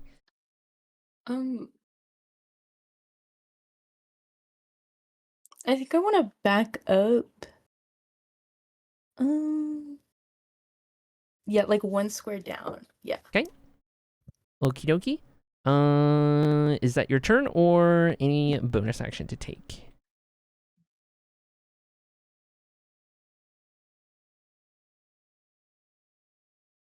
To which I suppose I'm looking at your bonus actions. You don't have a ton of like bonus action options at the moment, so I suppose that's fair.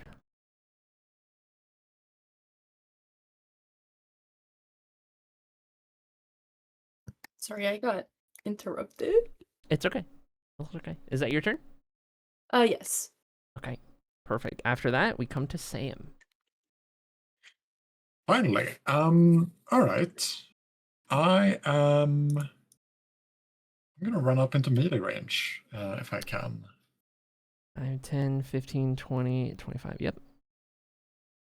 And then I'm gonna, as a bonus action, I'm gonna cast Branding Smite.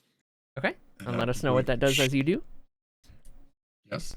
It's a spell that the next time you hit a creature with a weapon attack before the spell ends,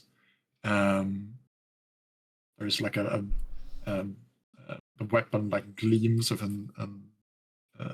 astral radiance as you strike it, and it deals an additional 2d6 radiant damage to the target. Okay.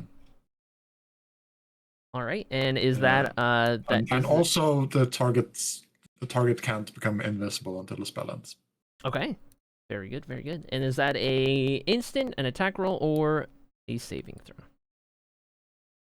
So the spell is just just happens. So now it's applied on my weapon. So now I will roll my 2 attacks and run it.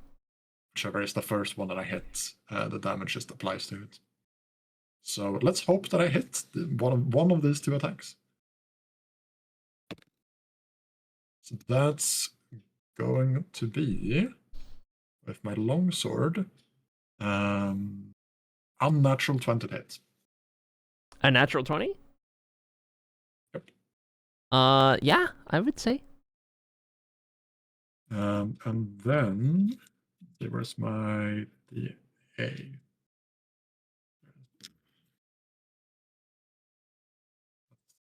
So that's 6, and then I do. Let me know which for- numbers are which damage type. So 6 damage is just the regular damage, is the slashing. And then another 4 is radiant. Okay. And then for my second attack, because I get 2, that's gonna be 10. 10 does not I hit. think that misses. Yeah. Okay. All right. So And you strike the creature with your longsword after Mhm. your radiant smite, and you notice that as the blow strikes the creature, there definitely is damage done to it, but when the sword kind of flares up with that radiant energy, you can see that it starts to almost like melt away parts of like the wound that it causes, doing a little more damage. yeah, lovely. That's gonna be my turn. I'm not gonna get like out of melee range, but I might, with my last 5 feet, I might move a little closer to Valis. Like in between the two, or diagonal? Okay, just step one square back. Yeah, there. How fireproof are you, Sam? That brings us I to a 5 maybe. that brings On us scale of 1 to to 10. the vampire Understood. again. And let's see, the vampire at that getting all up in its business is now going to turn its attention to you, Sam, and shuffle fun. over in front of you here before making a series of attacks on you. Starting with a couple of claws. First one is going to be a 14 to hit. Misses. Okay. Second one is going to be a nat 20. That hits. So that is going to do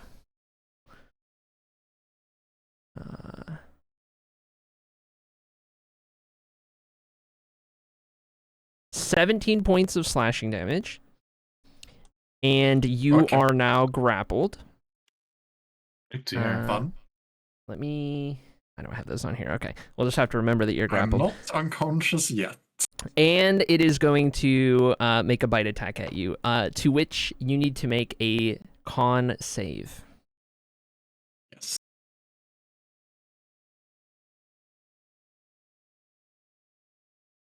Oh, not 20. Okay, all right. You are able to save from that attack, and it takes no effect. At that... Oh, let's see. Okay, it is going to use its Deathless Agility to disengage. And from there, it is going to beeline back to this wall and begin spider climbing up the side of it, which it can do without any checks. It is now 10 feet up the wall off of the floor. That makes it a nice, easy target. And that is its turn, which brings us to Valis. Dude, I don't know what to do now.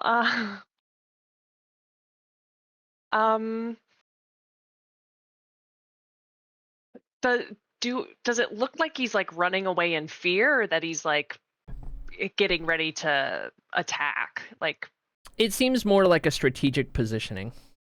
okay. Can I also spider climb walls? That depends, actually.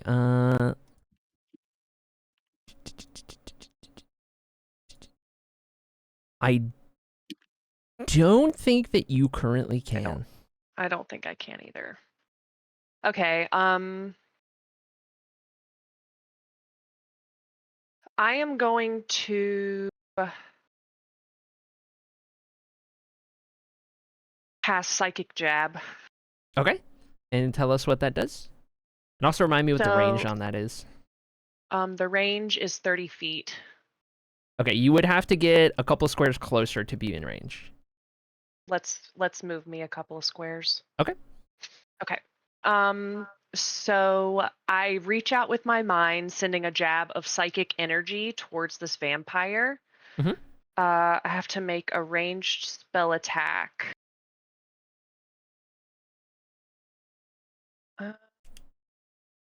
Wait, and at the start of each of your next turns. Oh, okay, cool. So I need to ranged spell attack. I don't know what I'm rolling, sorry. Let me see. I think. Oh, okay. It Yeah, only- it's not on your character sheet. It would be, in your case.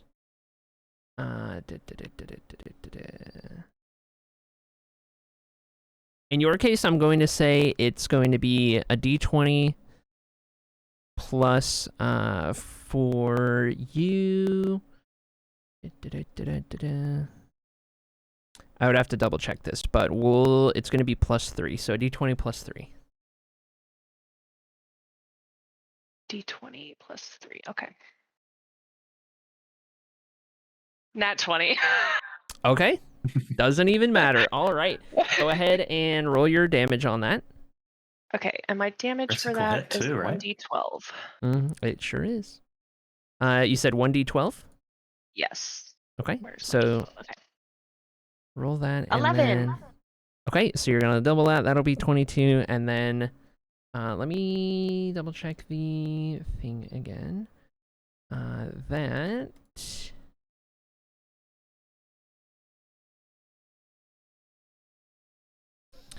Pull this up, pull this over here. Okay, and you were just casting that at level 1, right? Yes. Good deal. I was going to see if there's any other pluses. Okay, 22 points of psychic damage. It is. That is a pretty good blow.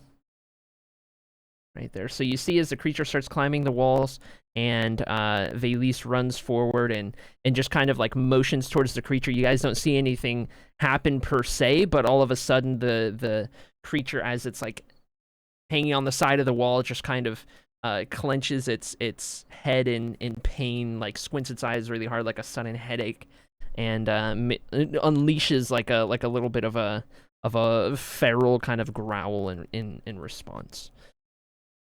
And with that, anything else on your turn, Valise? No, I'm good. Okay. That brings us to Ely. All right, I'm going to 2, 3, 4, 5, 6.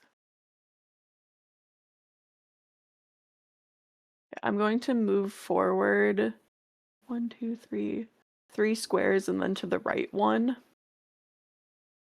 And then I'm going to cast Lacerating Thorns at level 3. Okay. What's the range on that? 60. Okay.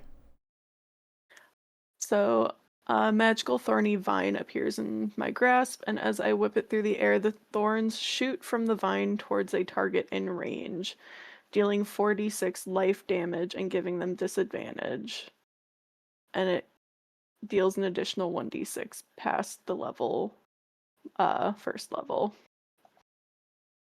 Okay. Okay. I cast it in the thing because I don't want to do that math.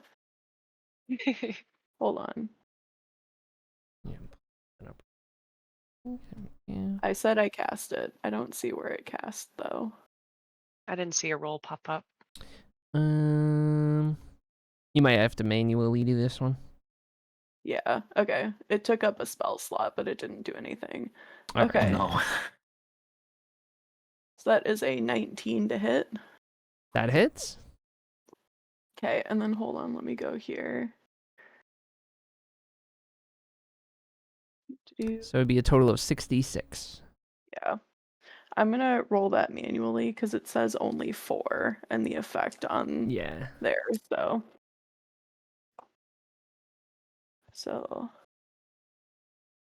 11 plus 11 is 22 damage.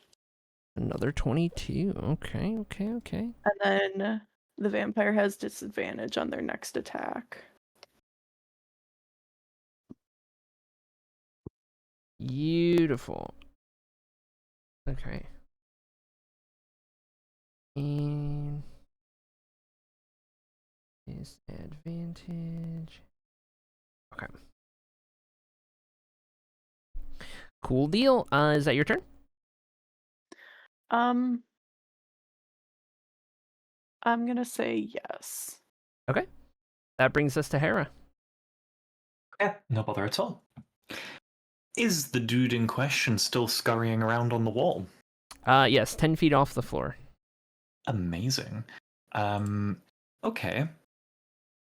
Are they at least 20 feet away from Pervalis right now? Yes. Oh, amazing. I'm going to cast the first fireball of the new session. Please make a Yay. dexterity check. Okay. Nat 1. Oh, beautiful. Does that count as a critical hit? It does not. Oh. Well, I can try. Okay. Well, they're going to take 29 points of fire damage immediately. And Beautiful. I'm going to quickly Chaos Magic myself. I'm not sure if a 2 does something on the new rules. Let me just check. Yeah. I'm pretty sure it does, doesn't it? Okay. We're gonna see. Oh, we're let gonna me see. Okay. Check. Pull mine up as well. Oh yeah, I have to roll your if it's 1 to 5. 1 to 5. Yeah, you roll it. Okay. I'm going to use my bonus action just very quickly to transmute a sorcery point because I didn't have any left, and that'll probably be the end of my turn, but the problem is I don't know whether I want to move based on whatever is about to happen. Okay. Oh my god. Dear. Okay, and your chaos magic roll got a nat 20. Let me check what that is. 2 seconds. I've got the okay. list. All right. So as you're checking that, you guys watch as this Hera casts this fireball towards the creature, and the fireball seems to do a significant amount of damage, kind of burning away some of the like tattered bits of clothing that it's got, singeing its hair really bad. It's got like this bad burn mark down the left side of its body. It's still there, but it's not doing the greatest. Beautiful. And I'm going to cancel my bonus action just based on what that natural 20 does. Sorry, continue. Okay. And at that, you guys notice that like the magical flare-up that's coming from Hera, it doesn't dissipate once the fireball is unleashed. Instead, it kind of emanates from... Did you cast this from your staff or your hand? I cast this from my hand. Okay, so you notice that from where it was cast out of the hand, the energy actually starts to kind of reverse itself and travel up Hera's arm before Hera in her entirety starts to kind of glow with this like faint like bluish teal kind of energy as a as suddenly a massive storm starts to form in the room, and rain and water starts to flood in from all of the like cracks in the area, coming from like the ceiling as if it were just like pouring rain. This is in a 120-foot radius, so this is the entire place. It is just all of a sudden you are getting drenched in this storm. Every single creature in this room will be taking 1d12 water damage at the start of their turn, and this will last for the next 5 turns of combat, including this turn. You've rolled the wrong thing, I think.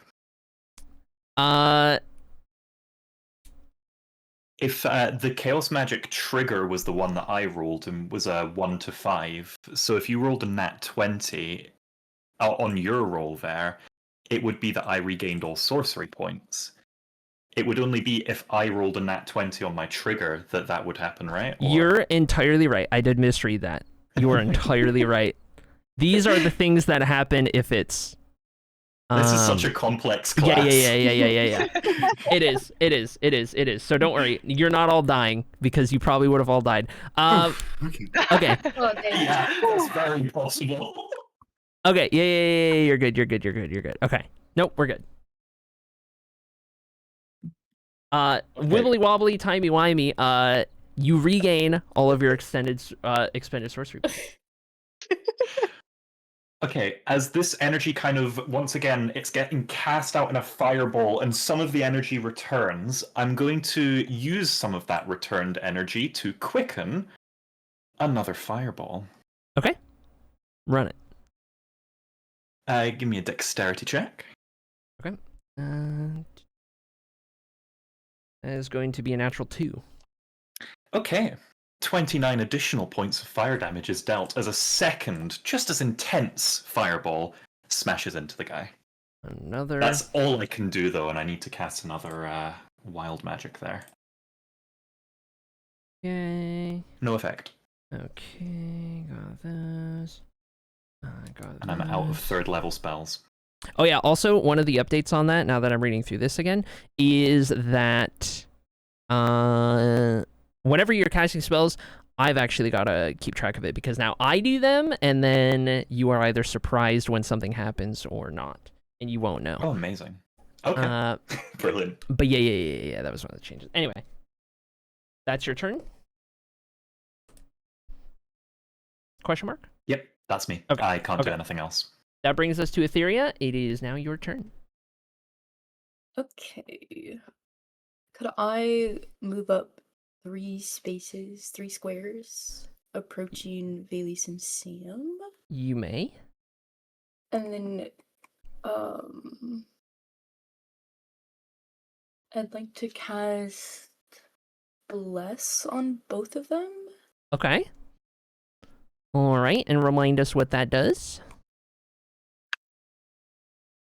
It essentially, like... You can just read the description too if you want, by clicking on it.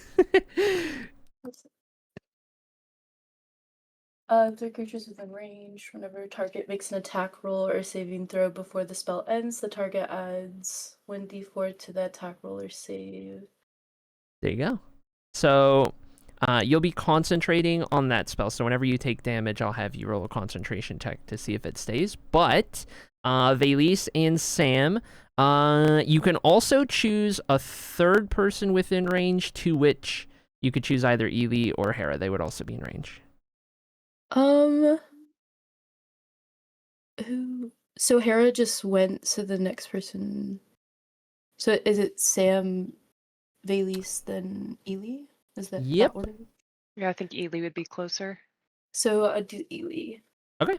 So Valise, Sam, and Ely, you can now add a 1d4 to all of your attack rolls or saves, so long as this is up. Gotcha. Huge. Okay. Anything else on your turn, Etheria? No. Okay. Perfect. That brings us to Sam.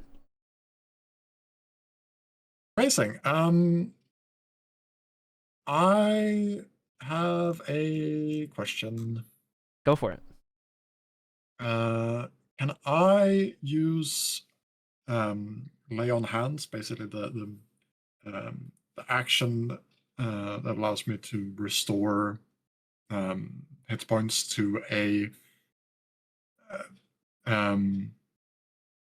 creature I can touch from like a pool of health? Can I use that on myself? Yeah. Am I a creature I can touch? Yes. Yes. Okay. In that case, I think I'm going to use all of this. I'm going to restore 30 hit points myself, so I'm no longer on 1. Sam, selfish 31. Sam, at it again. Selfish Sam, yeah. Listen, I was really scared. I was really scared that that vampire dealt 1 less than my current HP the last time with just one single attack. I was unbelievably happy that the bite did not do anything at all, because any damage at all, including taking 12 damage at the start of my turn, would just have knocked me out. Yeah. A d12 of damage. So yeah, that's gonna be my action. I think. Can I do anything from bonus action? I can't do that, but it's a spell slot I don't really want to use. So I think that's just gonna be it. That's my turn. Okay. That brings us to the top of the round, and given the successive loud ear-shattering casting of Fireball, you guys hear, well, actually, Ely, you're the first who's clued in on this. You start to feel very sudden, hastened footsteps through the floor, approaching from where you guys approach from. And as you turn to glance, you see that joining in this round, there are 2 others that enter. These both seem to be in some sort of like lower ranking status to the main vampire that you're currently engaging with, but you get the idea that they made their way here from the commotion that was going on. You can tell that these 2 are also some sort of vampiric creature. And let me find where they go in the initiative here real quick.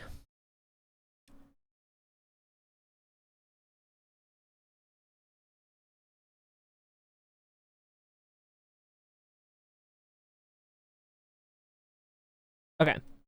Top of the round, main vampire's turn. Being up on the wall about 10 feet off the ground, is going to...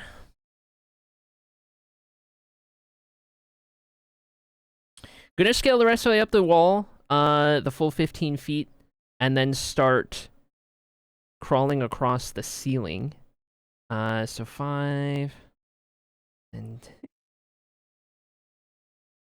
And neither of the 2 fireballs knocked this guy off the wall.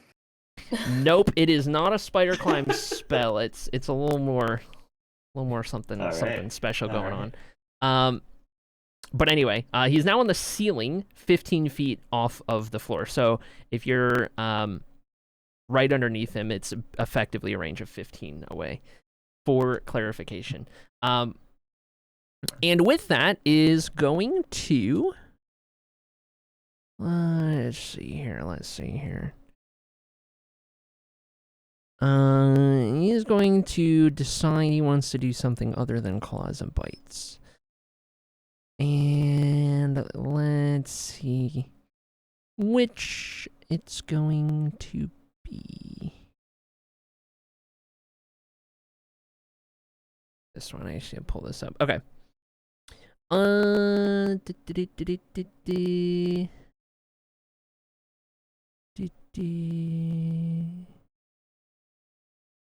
just want to double check this spell real quick, so bear with me.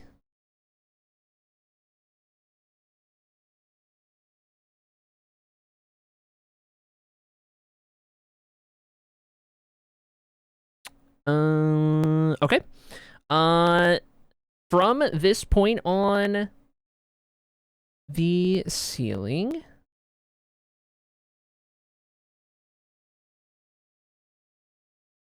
let's see. He's actually gonna position himself right here so he can make this work. He's gonna cast Toxic Strike at 2nd level, and what that does is casts in a line, 30 feet away, or rather, a line of toxic liquid, 30 feet long, 5 feet wide, shoots out from the hands of this creature in the chosen direction. Each creature in the line must make a dex save, and if they fail the save, they take 3d6 poison damage and become poisoned for 1 minute, or half as much damage on a successful one. That's going to be, we'll go ahead and say, can't hit all 3 of you. It's going to be Sam and Etheria from here. So both of you make a dex save.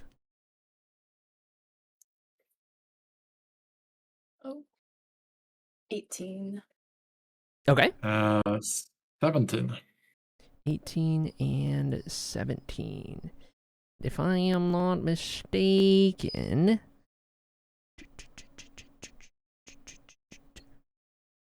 Both succeed. So you guys are only going to take half damage, which is... I have so many things open on my computer right now. Oh my god. 3d6 halved.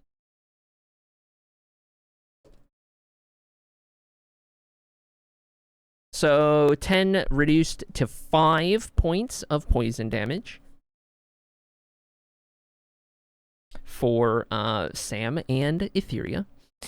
And let's see. That's its action.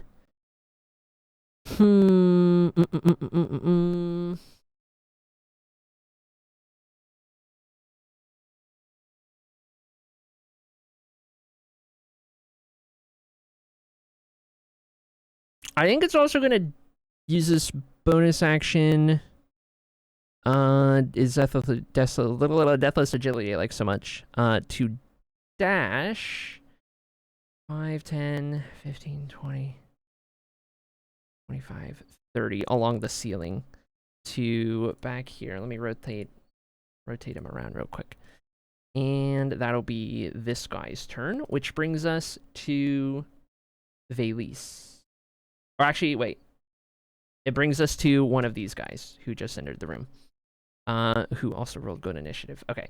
So this little guy is going to... Oh, let's see. I think this little guy is going to immediately rush in at the closest target, being Hera. Oh and dear.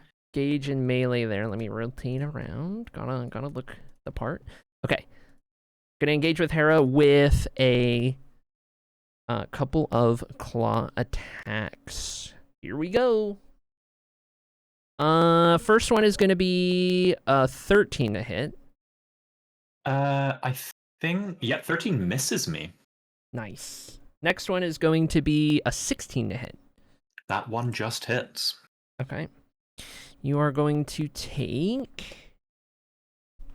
Oh, okay, you're going to take 10 points of slashing damage. Oh, that's unfortunate. And you are grappled. That is going to be that guy's turn, which brings us to now Valise. Right. I am going to move to the square behind Sam, down in front of him. Okay. Like in between the... I think I can do that, right? Yeah, okay. This one or the, like, diagonal here? That one. Yeah. Okay. Oh, I'm pretty sure my psychic jab, I can also deal more psychic damage at the beginning of my turn, right? It sounds familiar. And at the start of each of your next turn for the duration, you can use your action to deal 1d12 psychic damage to the target automatically. So I'm going to do that. It's like a link, so you can keep triggering it. How long is the duration? 1 minute. Okay, yeah, you're good. Each round is 6 seconds for those who don't know. Okay. I rolled an 11, so that's... Wait, would it just be 11? Yeah. For the successive turns, yep. Okay. To the big bad. How rough is this guy looking? He's looking rough. Oh yeah, okay. He's looking rough. Those fireballs did a number. And the number was 60. Okay, and I cannot use my action for anything else, or my spell will end. Yes. Plus, you already used your action to trigger that effect. To move. So you can do a bonus action with... So, like, with your character being that you wield daggers, I would say I would allow you to use a bonus action for, like, a ranged dagger attack, for example. Okay. as like a multi-weapon fighting kind of thing. Yeah, I'm gonna. Is there something that I can? No, I'm not. I'm gonna save it. Okay. In that case, Ely, you're up. I'm going to hit him with lacerating thorns again. The big bad. Yeah, the big bad. Okay. That's gonna be at level 3 again. Okay. And then I'm gonna find it.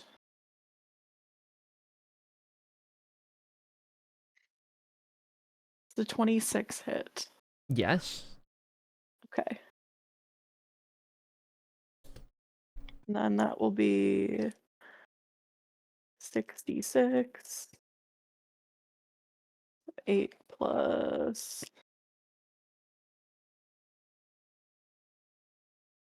19 points of life damage, Beautiful. right? Yes. Beautiful.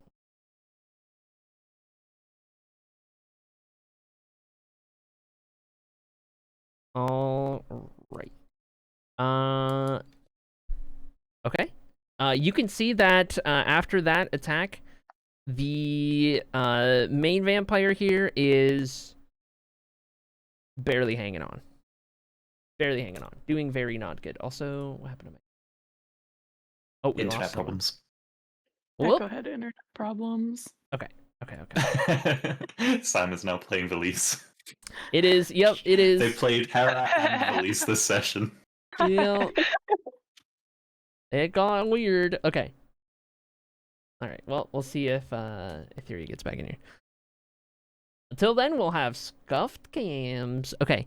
Scuff cams. Yeah, barely hanging on, and that brings us now to the other new guy that joined the room. And Can I move back yes. 2 How far? squares? Okay. Yeah, that far. Perfect. Good deal. Good deal. Okay. And with that, other guy is going to join the fray against you, Hera, because you're right there. Dear, this probably takes me Oh out. dear.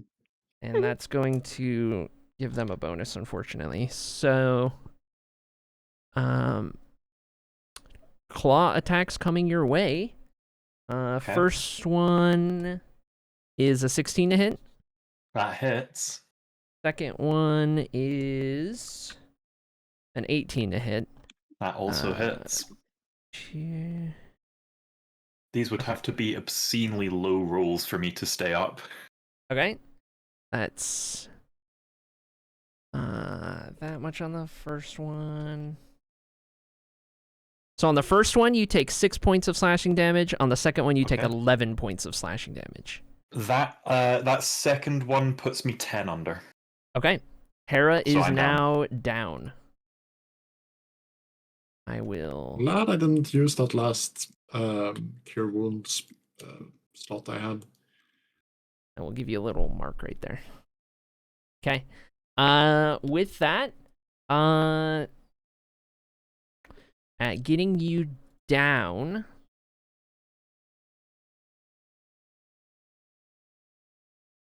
How much movement? 5, 10. Okay, at getting you down...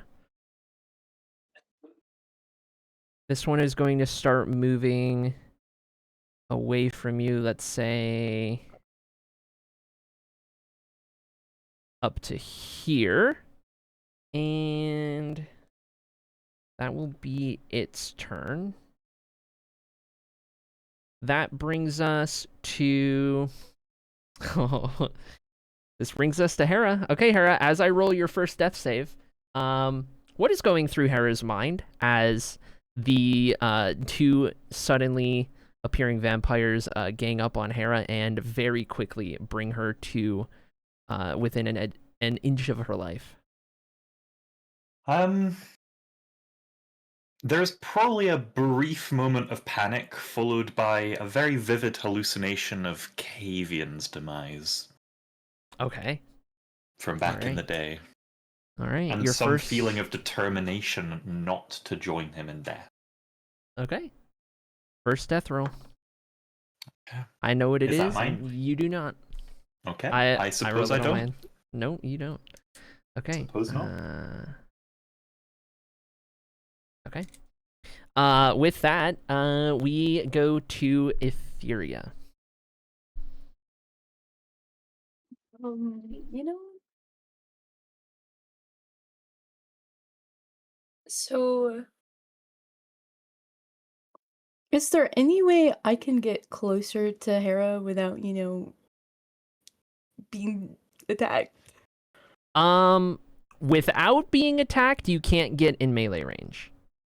If you're willing to be attacked, you can get just within melee range.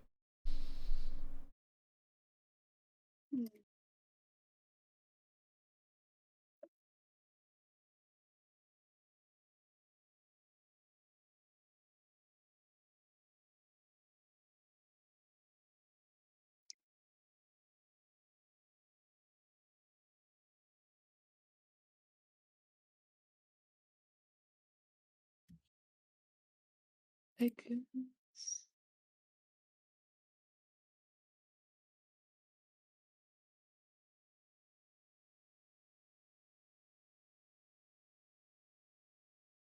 Could I get close enough?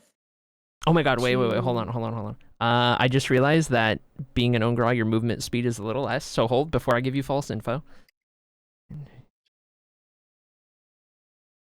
Okay, you cannot get within melee range on this turn and still have an action, but you can use an action to dash, which would allow you to get there. But then you wouldn't have an action this turn, so it's kind of... I think I would want to get as close as possible. Okay, so you use your action to double your movement? Yes. Okay, if you do that, you don't have to take an attack because you'll have enough to go the safe way around. Okay. So 5, 10, 15, 20, 25, 30. Like, you could get right there within melee and you're not evoking an opportunity to attack at the moment. Okay. You could even, if you would prefer, you could even get to the far side of Hera here so that you're not directly engaged in melee with this guy. I would prefer that. Okay. So you'll do that. You can still use a bonus action if you have any, but I think all of your spells that you have are action. I think we discovered. Yeah, I think they're all action. Okay. In that case, that will bring us to Sam. All right.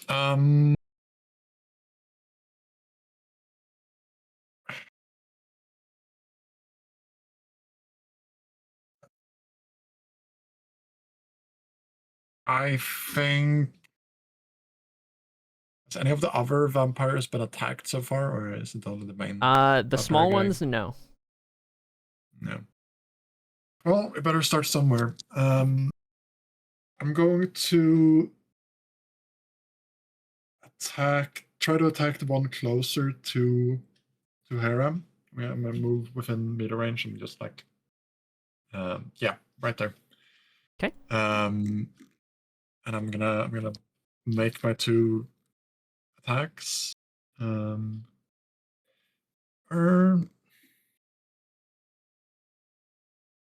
mean, I do love the that would GIMP waste. rotation. That's just, it's beautiful. It's a bonus action, technically. Would temporary hit points take someone out of rolling death saving throws? I'm gonna say no. Okay, yep. Gotcha. In which case, I'm just gonna roll my attacks. Okay. Okay, that's a 7. That's not gonna hit. Nope. Does a 22 hit? Yes. Yes, amazing. I'm going to use... This might be a bad decision, but I'm going to use my special ability Divine Smite. Okay. When you hit with a melee weapon attack, you can expend 1 spell slot to deal 2d8 extra radiant damage to the target. Okay. Roll your damage and let me know which damage numbers are which types. Wait. And plus 1d8 against undead or fiends. these guys count. These guys count. So that is that 3d8 extra damage. I think so, yeah. Nice. So that's gonna be.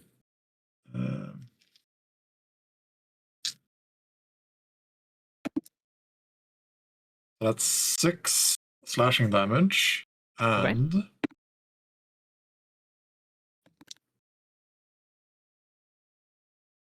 13 radiant damage. Double to 26, which means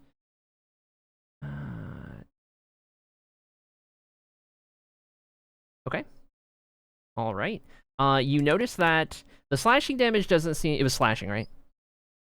Yeah, slashing. Okay. The slashing damage does like kind of opens a wound kind of across the like upper shoulder area, and similar to what you guys saw before with the radiant damage on the bigger guy. On this one, you see that after a moment, like the entire cut across like the shoulder and kind of upper chest begins to kind of glow like an embery gold color before it starts to kind of burn away and sizzle just a little bit, and you can tell that it's like doing a lot of damage, like you struck the creature, and then the magic that you use to do it is like burrowing inside of its body and trying to like cleanse it from the inside out. It takes a lot of damage from that and is now looking not very good. And with that, That is your turn. I.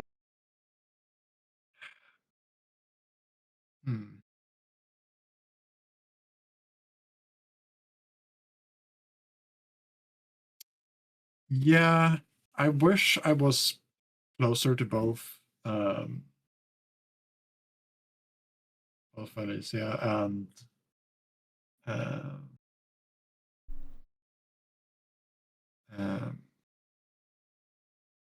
I wish I was closer to one, but I'm just gonna stay here.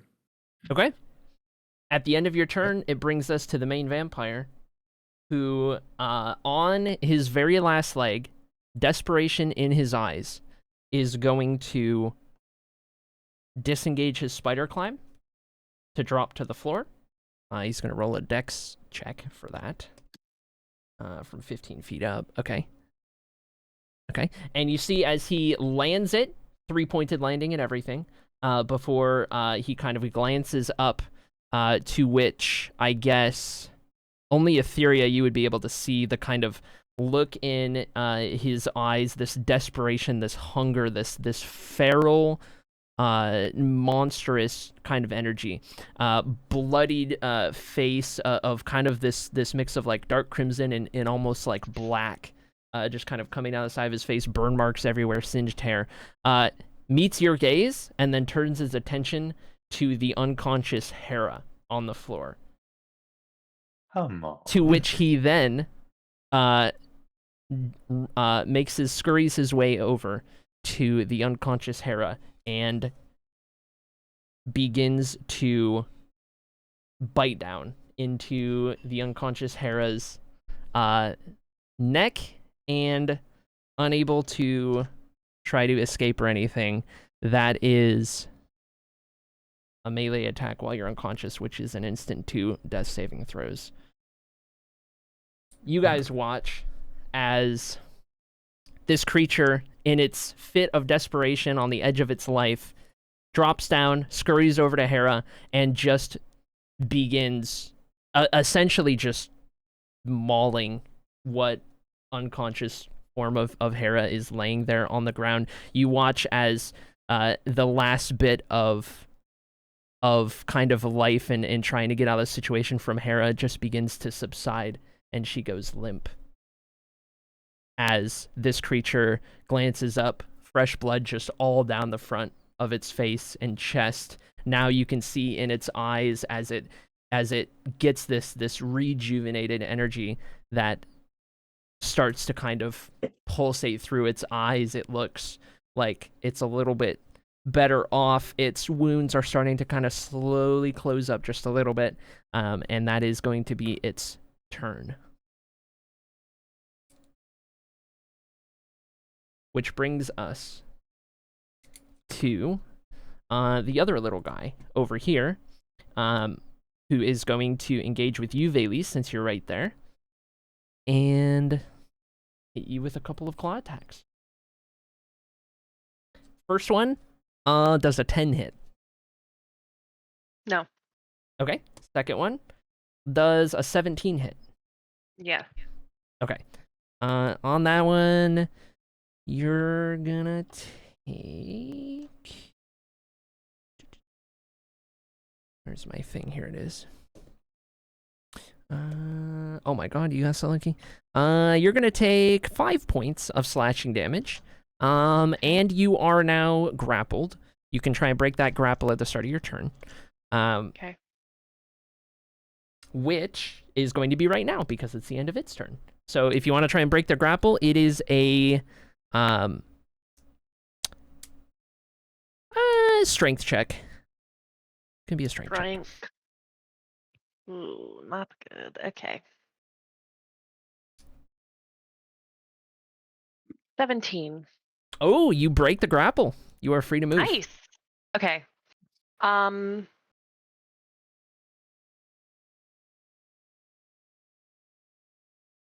kind of want to. Okay, wait. First, I can still deal my psychic damage. That's 9. Yes, 9 damage done.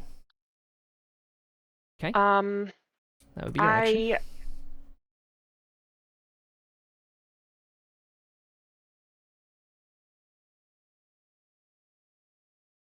Man, I want to get to the big guy and like touch him, but I don't know if I can do the thickening touch as a bonus action. No.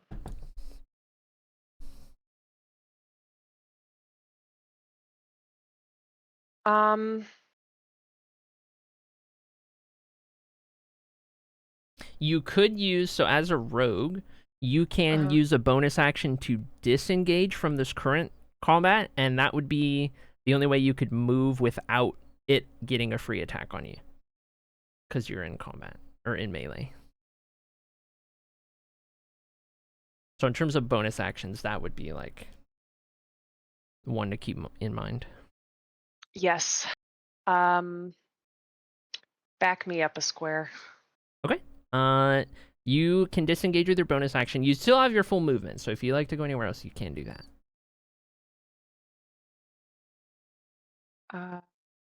I want to... How far can I move? You have a movement speed of 30 feet. I know that increases at some point, but I don't know if it has yet. I don't think it has. Okay. 5, 10, 15.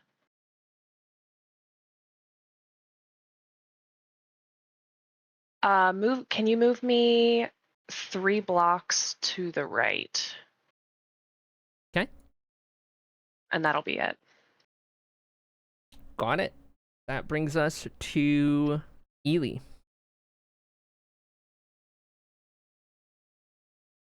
Okay. So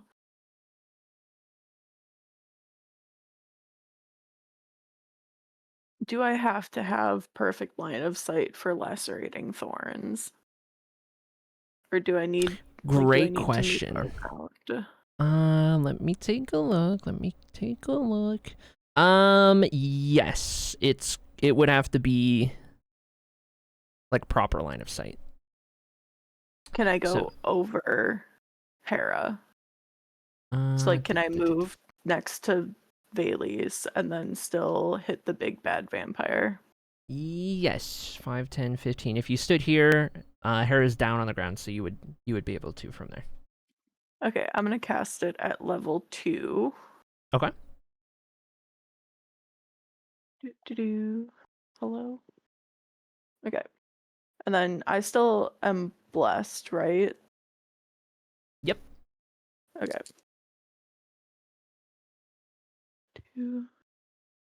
16 to hit. Just hits. Okay. So then that's only 5d6. Only. Okay, 10, 20. How do you want to points do of this? life damage. Hold on, let me pull this up.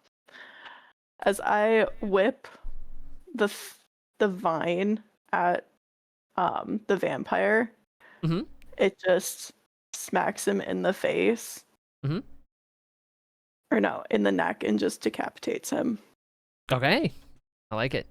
You guys watch as Ely's thorny whip reaches out and just clean chops the head off of this main vampire who just eviscerated your friend or new friend in Hera on the ground, and it falls limp and motionless at the end of Ely's turn.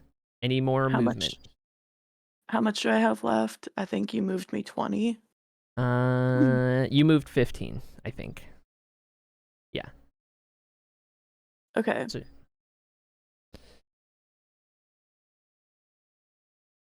I'm gonna back up 1 square and then go behind Vaylis. okay. Yeah. Good deal.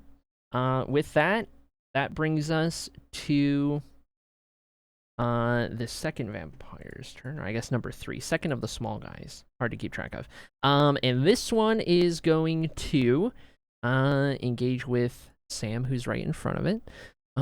This is going to be let's see.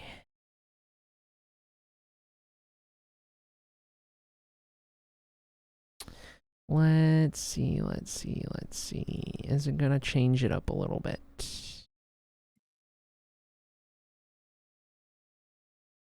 I think it is, actually. It is going to try and make a bite attack on you, Sam, so make a con save.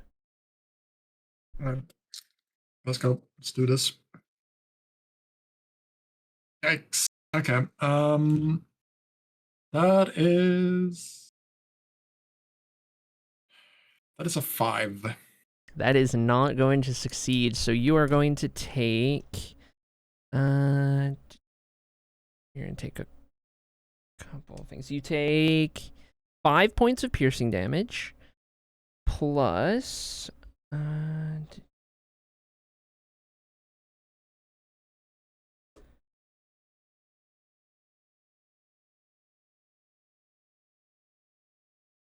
12 points of necrotic damage. Your maximum hit points decreases by 12.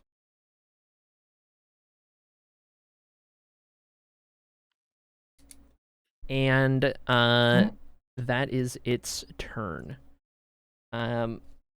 With that, with that, we would normally arrive at Hera's turn. But in the moment in time in which you would expect something from Hera, or Hera, you yourself would expect to feel anything at all, there is nothing. And we move on to Etheria's turn. I'd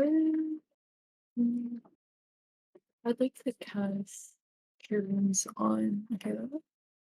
Okay. You reach down and attempt to cast Cure Wounds on Hera, and do so, but to no effect.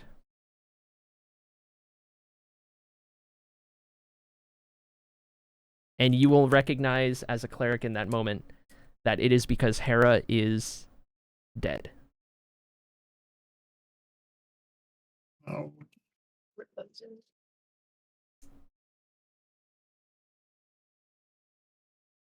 Man. That sucks. You also know as a cleric that death doesn't always stay permanent, and there are always potentially options, but it depends. You just know that normal healing magic is, we're past that point.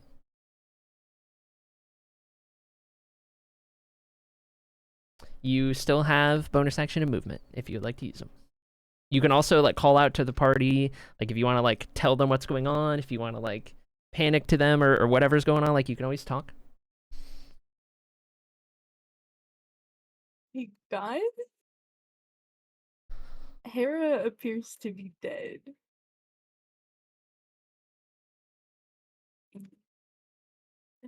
Am I able to use Spare the Dying? But if she's already dead, then... Yeah, and Spare the Dying is an action, so you already used an action on Okay. Cure Wounds. Yeah. But you would know, because you know that spell, you would know that that only applies if unconscious. Okay. As for position... I might move... Could I move up 1 square? Yes. What's your difference? Okay. And I think that will conclude it. Okay. That is the end of your turn. That brings us to Sam. Okay, well, these vamps have to die. I've decided now. For what they did to Hera.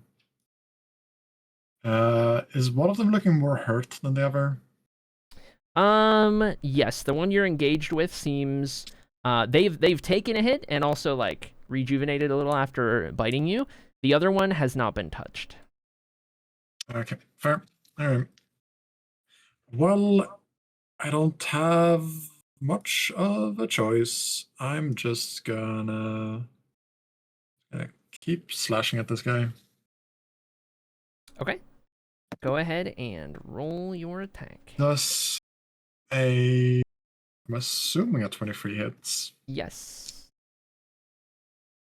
Gonna roll the damage. It's gonna be 10 points of damage for the first attack, slashing. Okay. Don't have any more spell slots, so I can't do anything cool, anything radiant. I mean, you did make pretty good use of them, to be fair. That is true. Second attack is a 7, so that's gonna miss. Okay. Yep. And then I'm just gonna scooch over to right one. Right there. Amazing. Okay. All right. Still in that's melee. gonna be my turn. Got it. That brings us to the top of the round. It would be the big bad's turn, but he is now dead. That brings us to the injured vampire. Wait, is it injured one or one? No, it's the other one. This guy, he's got to get rotated. Okay, this guy is going to, let's see.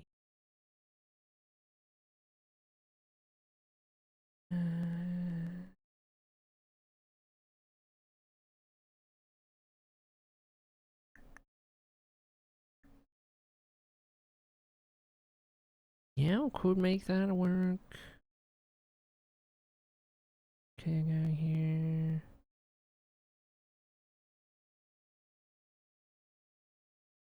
He's just going to, oh my god.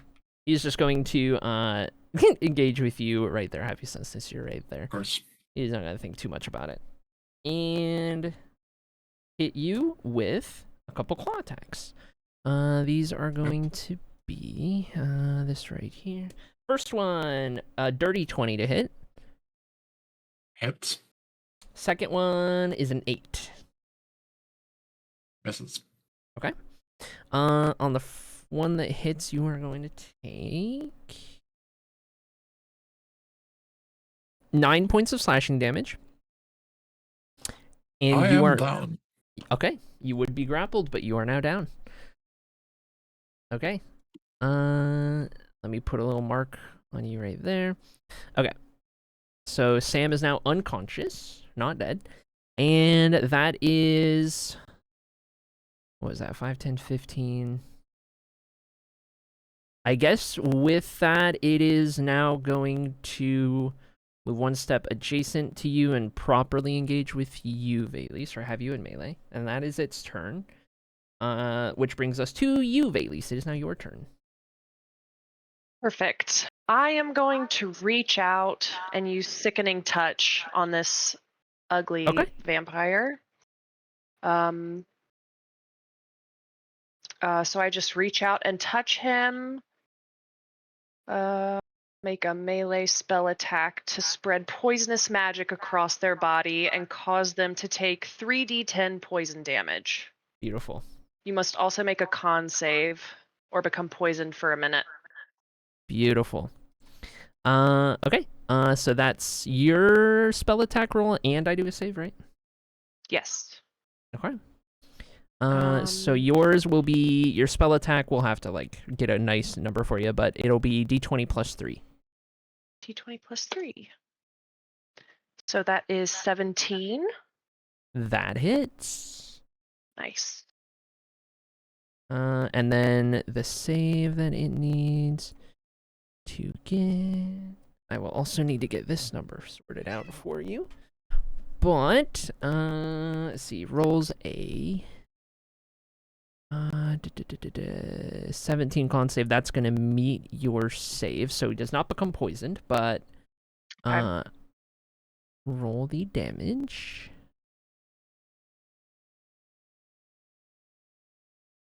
Oh, me. Sorry. Mm-hmm.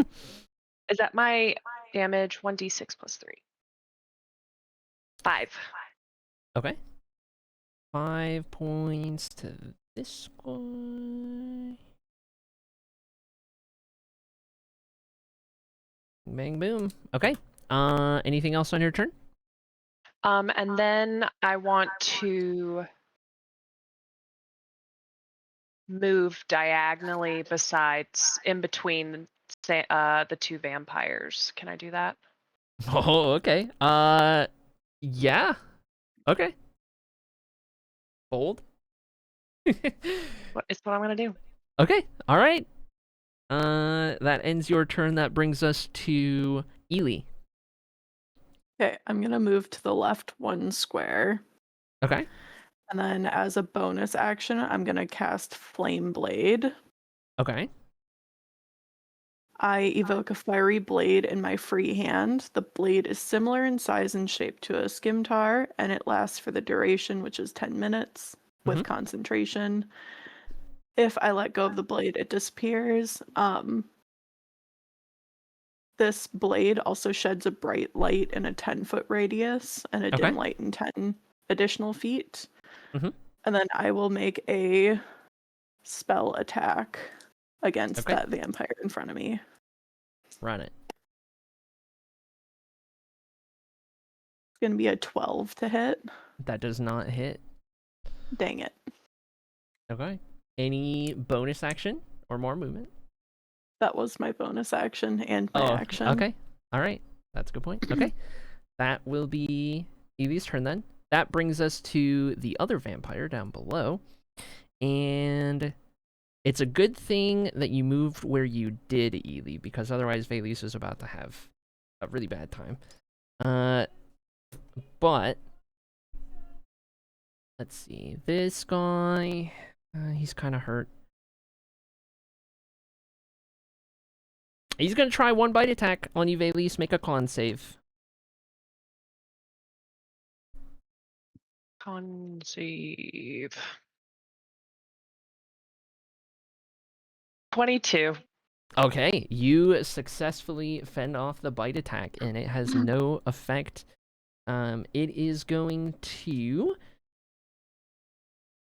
It's going to stay right where it is, and that brings us to Etheria.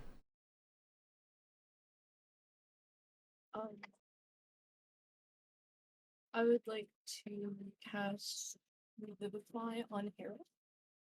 Okay. So you move down a square, and using your 3rd level spell, Revivify, explain how you do this. What does this look like as Etheria goes to cast this? So I put Cherub, and there's a lot of warm, like yellow magic. I'm casting them with the hands that I cannot see. And she there's like this yellow halo around Hera as she is being brought back. Okay, and you guys watch as that glow surrounds Hera's eviscerated and lifeless body. As it restores slowly, you watch as like the skin and bone starts to mend itself just a little bit. Just enough that right as it starts to subside, you see Hera gasp for a breath of air and comes back on the ground with 1 hit point. What did I miss?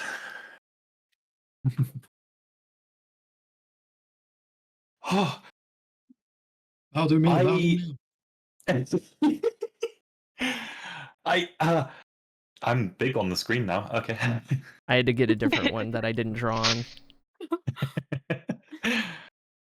Okay, well, I'm pretty sure I was dead. Etheria, thank you dearly and sincerely. There's still vampires. Shall we take care of those? Wonderful. Okay, that is Etheria. That's your turn unless you want to make any movement. Just up 1 square closer to Sam. Okay, you move up 1 square there, and that will be your turn. That brings us to Sam, who I am now going to roll a death save for. Sam, what is going through your mind as you are engaged in this perilous situation, trying to fight off these vampires, in a lot of ways taking the brunt of all of the blows, using up all of your lay on hands pool, and still finding yourself barely holding on until you finally are struck down? He did what he could. If this is not the exit, though, Sam's gonna come back and haunt this place. Okay. All right. All right. Sam's first death roll. Okay. Making a note. All right. With that, we go to main vampire's already dead. That brings us to secondary vampire, guy who doesn't have a lot of damage. And this guy is, let's see.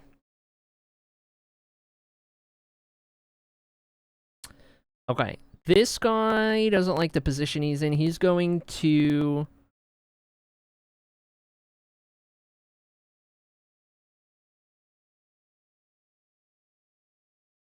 What is he going to do? I think he's going... Okay. He's going to stay in melee range of Valis. He's going to take an attack of opportunity from you, Ely, to move down here. So, Ely, you get a free melee attack. Okay, and can I use my flame blade for that? Yes, since you already have it, yes. That'll be a 27 to hit. I would say so. Roll damage. 3d6 plus 4. That'll be 18 damage. Whoa, okay. And then that was, hold on, let me confirm. Fire damage. Okay. You watch as that 18 points of damage finds purchase in a big way across its back as it turns to adjust its position. You notice that it did not like that at all. However, as Mir knocks everything down, it is now in position to take an attack at you, Valis, with a flanking bonus because of the other guy. So he's going to do a couple of...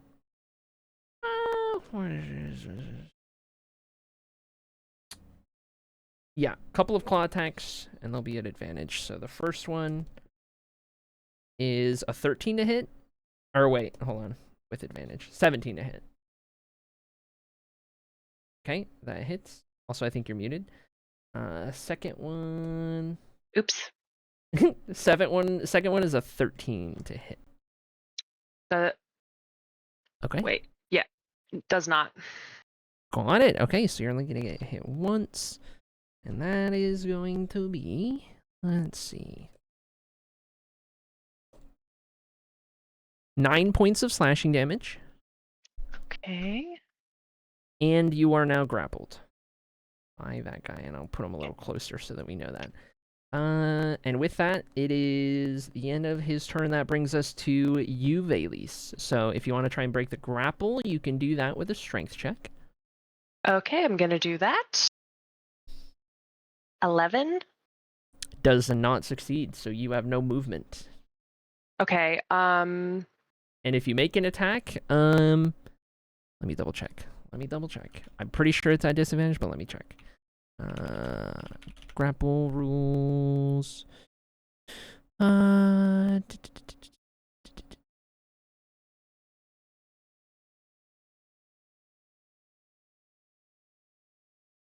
Okay, yeah. So if you make an attack, it will be a disadvantage. Okay. Can I do Blood Curse of the Fallen Puppet on Okay. Big Scary Vamp? Okay, here we go. Now we're getting into the fun stuff. Okay, hold on. Let me pull this up real quick. Alright, let's see what happens here. Here we go. Okay, I'll pull up your subclass and take a look at this.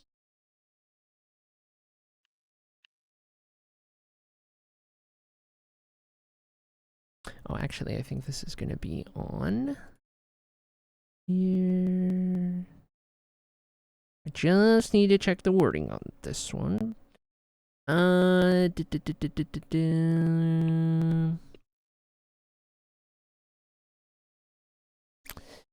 Okay, with this one, it would have to have been used as a reaction right when they went down. Yeah. And you can also do it, so you can even do that with friends as well. Like, it just has to be right when they go down.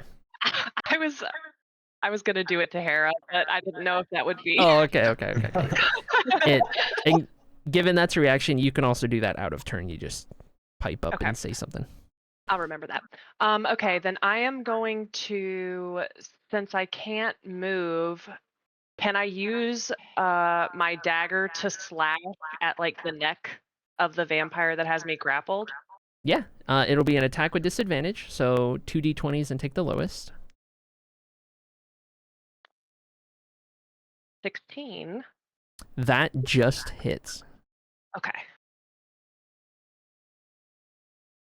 Because I did get a nat 20 as my second roll. Oh my gosh. And then damage would be 1d4 plus 3. 5. Okay. We are getting a little echo through someone's mic again. It might be mine, but I did turn down my gain. Okay. And that's your turn, Valise? Yeah, because I can't move. Okay. That brings us to Ely. Okay. If I attack the one that's grappling Valise, will that impact Valise at all? Depends on how you attack. It would be with my flame blade. That's a good question. I think you would be okay. I'm gonna go around to right behind them. Yeah. So it does. Yeah, because it's just like a melee hit as if it were with a weapon, so it's only one target. Mm-hmm. So behind him right here? Yep. Okay. Go ahead and roll your attack. That'll be an 18 to hit. That hits.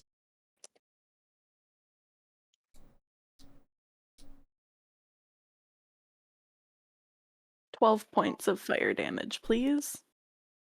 Okie dokie.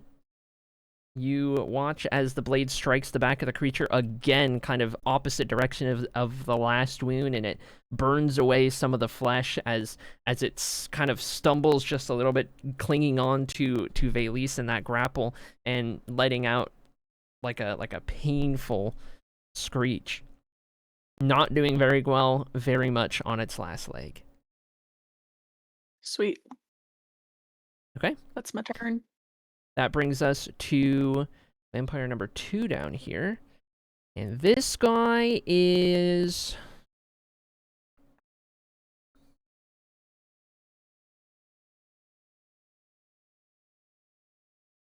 How nasty is this guy feeling right now?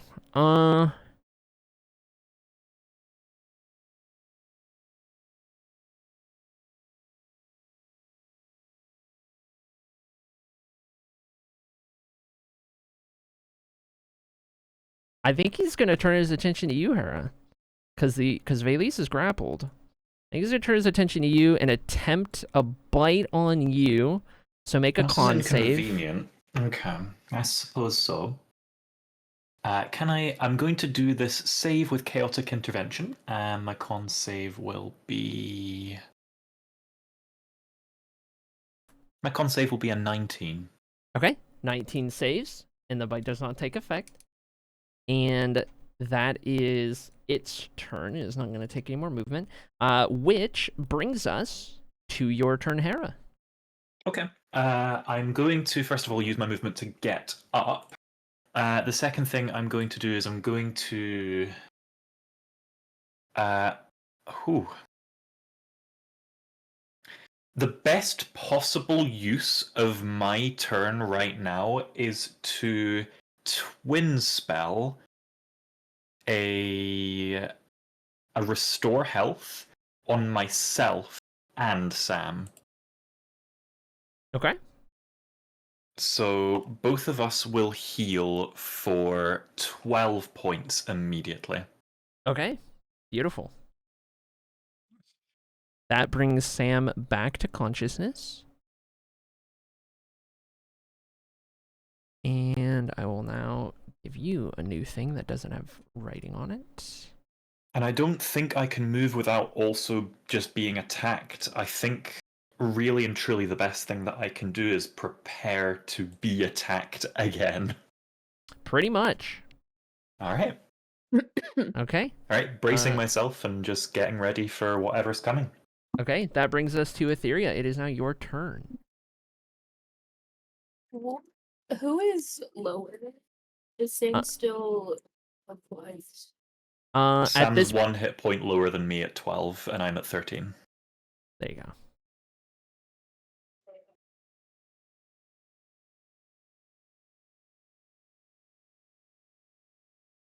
I would do cast Cure Wounds on Sam. Echo, can you get closer to your mic? I can hardly hear you. Could I cast Cure Wounds on Sam? Yes.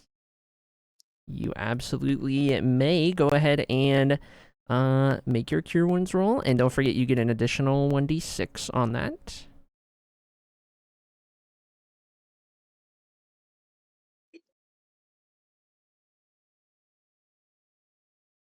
Okay, total of 12 points going your way, Sam. Amazing. Wow. Okay. Any movement, Etheria? I think I'm good where I am. Okay.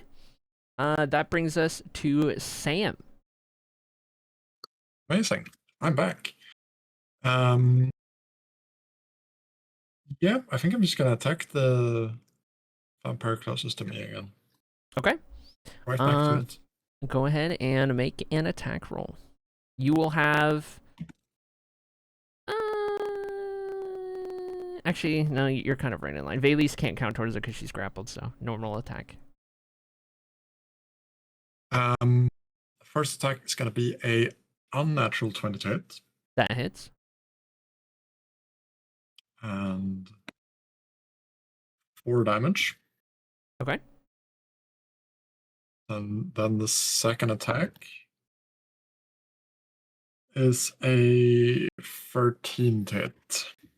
That does not hit. Doesn't it? And I'm just gonna stay where I am. Okay. I like this. That brings us to vampire number 1, the one that's grappling you, Valis. And with that, sirens going off in the background. It is going to attempt to bite attack you with that grapple. Go ahead and make a con save. And just so you're aware, the DC goes up a little bit because you're grappled.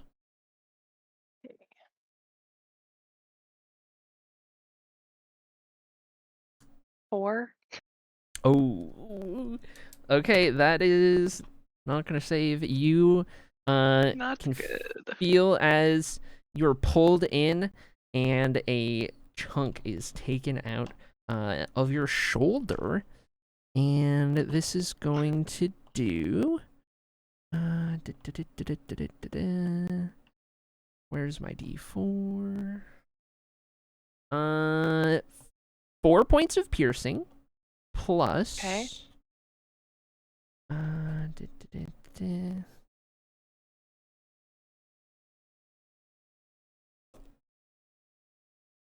13 points of necrotic damage. And Oh no. Let's see here, because actually, hold on. I think you might have a thing here. You are resistant to necrotics, so that 13 actually turns into 6. Okay. Instead of 13. And your hit point maximum decreases by 6. So that Okay. So now it's down to 29. Yeah, I'm going down. Okay. This needs to go up one. Hold on. That is going to be its turn. Is it going to? No, it kind of likes having you grappled there. Yeah. Well.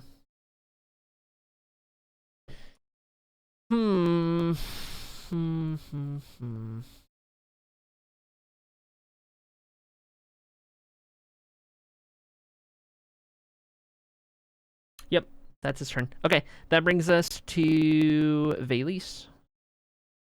Okay, I'm gonna try and get out of this grapple again. Okay, strength check. 11? Nay. Oh, okay. Roll a 14. I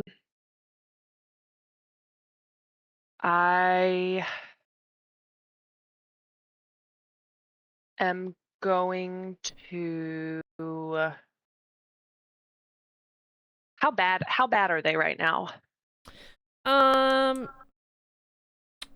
The one that's grappling you is the better of the two.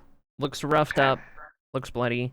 The other one that's engaged with Hera is kind of on its last leg. Okay, I'm going to pass. I'm gonna do psychic jab. Okay. Let's see. That one, it's interesting because you're grappled, but I don't know if I would say that that affects it at all. Let's find out. Let's see. No, you could do that. It's just sight-based magic. Yep. Okay. No disadvantage. All right. 16. Just hits. Nice. Okay. And that is going to be 1d12 for damage. 4. Okay. 4 damage to that one. You see as it winces in pain, but is still on its feet. Okay. Is that your turn? And then I'm gonna do another swipe with my dagger Okay. as my that bonus one action. will be at disadvantage. Which one is that towards? The one grappling me. Okay. Go and roll that. Also, Etheria / Echo, whenever you need to leave, you're free to do so, because we'll be going past when you gotta go. Okay. Okay. That was 17. That hits. And 1d4 plus 3. 7. 7. Okay. Got it. At the end of your turn, that brings us to Ely. Right, I'm going to maintain melee range of the one grappling Valise, but I'm gonna go after the other one. So down one and over to the right one. And I'm gonna take a whack at that guy with Okay. my flame blade. Do it. That'll be a 24 to hit. That hits. That'll be 16 points of fire damage. How do you want to do this? I swipe through his back Okay. and he just bursts into flame and falls dead. Love it. You guys watch as Ely sidesteps behind this one as it's not looking and delivers the killing blow to it as the flame blade causes embers and sparks throughout the inside of its body that just kind of flicker and kind of whoosh with energy as it burns away some of the skin and it collapses into a mix of bone and monstrous kind of dark red black blood and a couple like things of steam kind of rising up from its half burnt ashes. And with that, the vampire engaging right here is now no longer. Anything else on your turn, Ely? Yeah, I'd like to make eye contact with Hera and nod, and then turn towards the other one and get ready for my next turn. I understand. Okay, all right, hold on. I have something to fix our portraits here. I need to do this. I need to do this. Oh, I need to turn myself on. There you go. I'll fix it. Anyway, repeat that one more time for me, Ely. What did you do to finish off your turn? The cameras distracted me. Oh, I made eye contact with Hera, nodded, Okay. and then turned towards the other guy. And Okay. then that's it. That brings us to that is it would be that vampire's turn, but he's now dead. That brings us to Hera. Oh, beautiful. How rough is this last one looking? Not quite on his last leg, but he's getting there. He's close. Okay. Let's see if I can't change that. Now, I had planned to attack the one that was attacking me with my turn, so I'm a tiny bit unprepared. Mm-hmm. Okay. Instead of that, what I'm going to do is I'm going to transmute some spell slots to begin my turn to restore one third level spell. Okay. I would like to use my movement to approach into melee range of this final one. Okay. Given how crowded it is, we'll say you have to go around, but you have enough movement. That's fine. Okay. Okay, so do I have any kind of advantage on an attack roll given how many people are flanking this guy? Yes. At this point, yes. Fantastic. Just going to see what I can do here, but I think I'd like to Chaotic Intervention cast a Sickening Touch at 3rd level. Well, I will say you are still pending your disadvantage from your last chaotic advantage. Oh, that's true, actually. So this advantage would just cancel out and it would be a neutral roll. Well, okay. you have to get through. Yeah. So you can't use it again until you've had the disadvantage. So now, That's true. yeah. You're right. You're exactly right. Okay. So it would be a straight roll. Okay. Strat still stands. I'm going to reach my hand out and try and grab the back of this thing's head, and I'm going to cast Sickening Touch directly through its skull. Okay, I like it. And that'll be a 22 to hit, it in certainly which hits. I will deal 5d10 damage. Nice. For a total of 37 points of... What kind of damage is that? Poison damage. How do you want to do this? I am... How tall is this vampire? Shorter than Hera? By about an inch or two.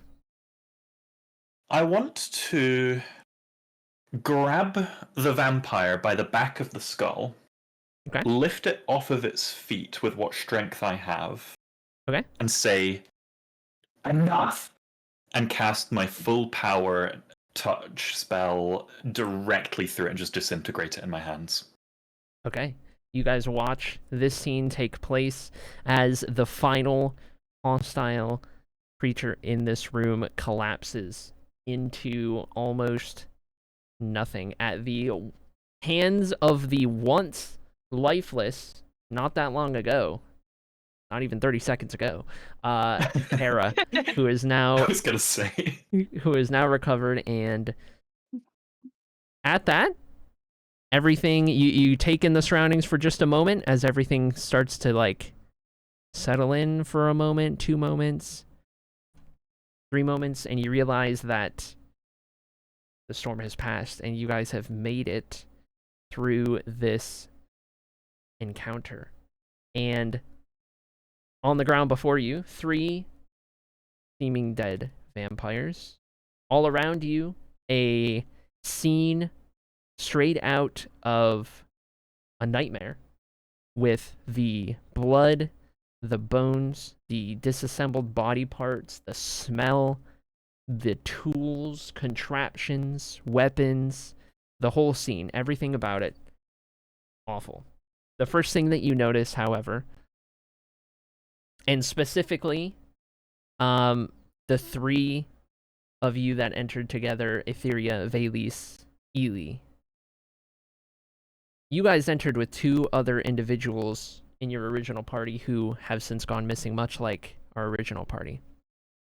And on the altar, in the center of the room, where you first saw that master vampire, you can see the lifeless body of Victus, your former companion, a fighter, who now lays strewn about on there with some appendages completely severed. Half of the body, it has been stripped all the way down to the bone, while the other half remains intact. It is gruesome, it is terrifying, and you cannot begin to imagine what this person, what your former companion went through to end up in this position. You notice that on the altar, on the top of it, on the sides of it, down the legs of it, there are a bunch of strange symbols or runes maybe that are just ever so faintly glowing, seeming to come from the body on top, or perhaps the blood within. To what end? You're unsure at the moment. But in this calm moment at the conclusion of a near-death experience, or full-on death experience, for one of you, we will wrap today's session and we'll pick it up next week. Next time, next week, whenever. Next week. Yeah, whenever. We're gonna be back tomorrow. Thank you very much, Eri, for killing my character. You have officially been killed. +1. I was about to say, if that was a permanent, if that was a permadeath, then that would be the entirety of the original Sin gang that had just gone now. That would have been it, the original gang gone. I mean, I was gonna reanimate you, but it wouldn't have been alive.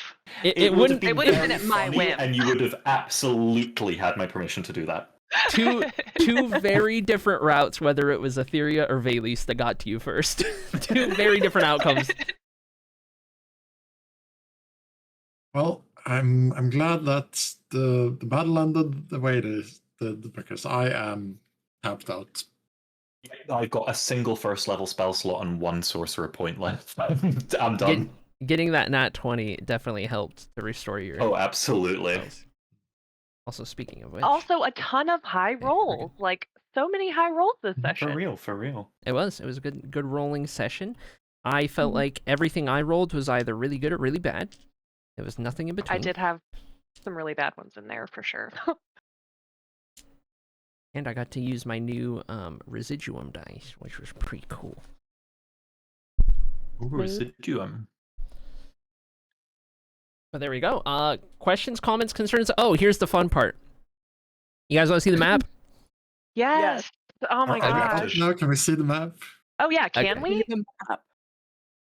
Here is I'll Discord share this if it's not Discord share. Oh, like okay. Here it is. Yeah. So here is our map. Let me. So we literally save. went in every room. You guys, yes, you went Wow. around where you needed to go so many times it's not even funny. Blue is the last session. Green is this session. Hmm. Okay, so literally this session we went everywhere almost. You did. You circled the map like multiple times in this session, and all you needed to do was take the hallway right next to where you found Valise the whole time, and you passed this junction right here, maybe a total of like 6 times or something crazy. That's incredible. Oh, impressive. Good job, boss. Oh, and also here's the really weird shape room, right here. Oh, yeah. I just get a it pro- now, yeah. Oh, I see Just a it. product of me drawing it all silly, but you know.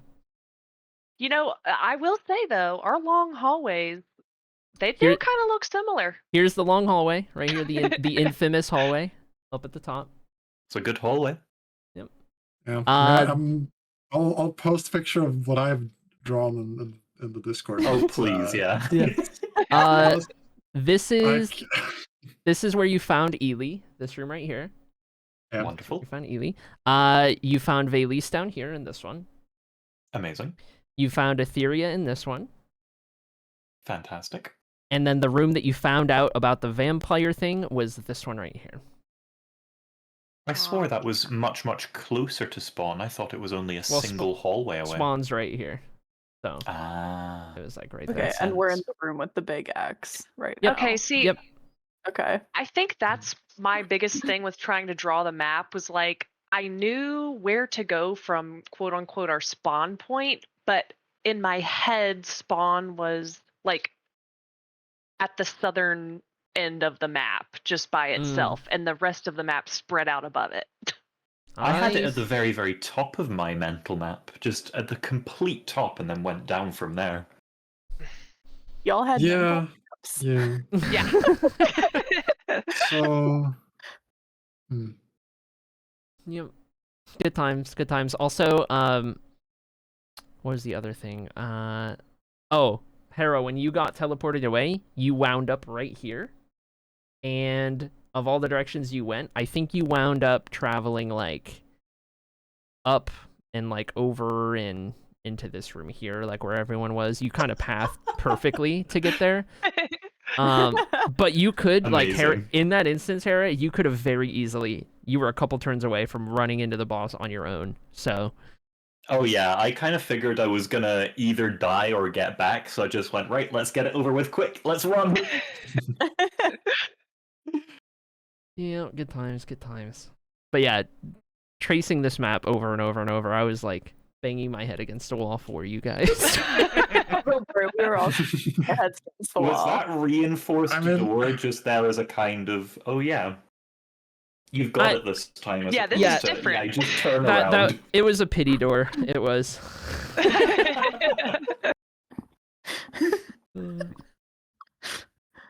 Just to make doubly sure, because I know how likely it was that you guys are going to be like, okay, we'll come back to this door, and then it's just like, On forever. yep. Never to Yeah, be discovered correct. again. Oh my gosh.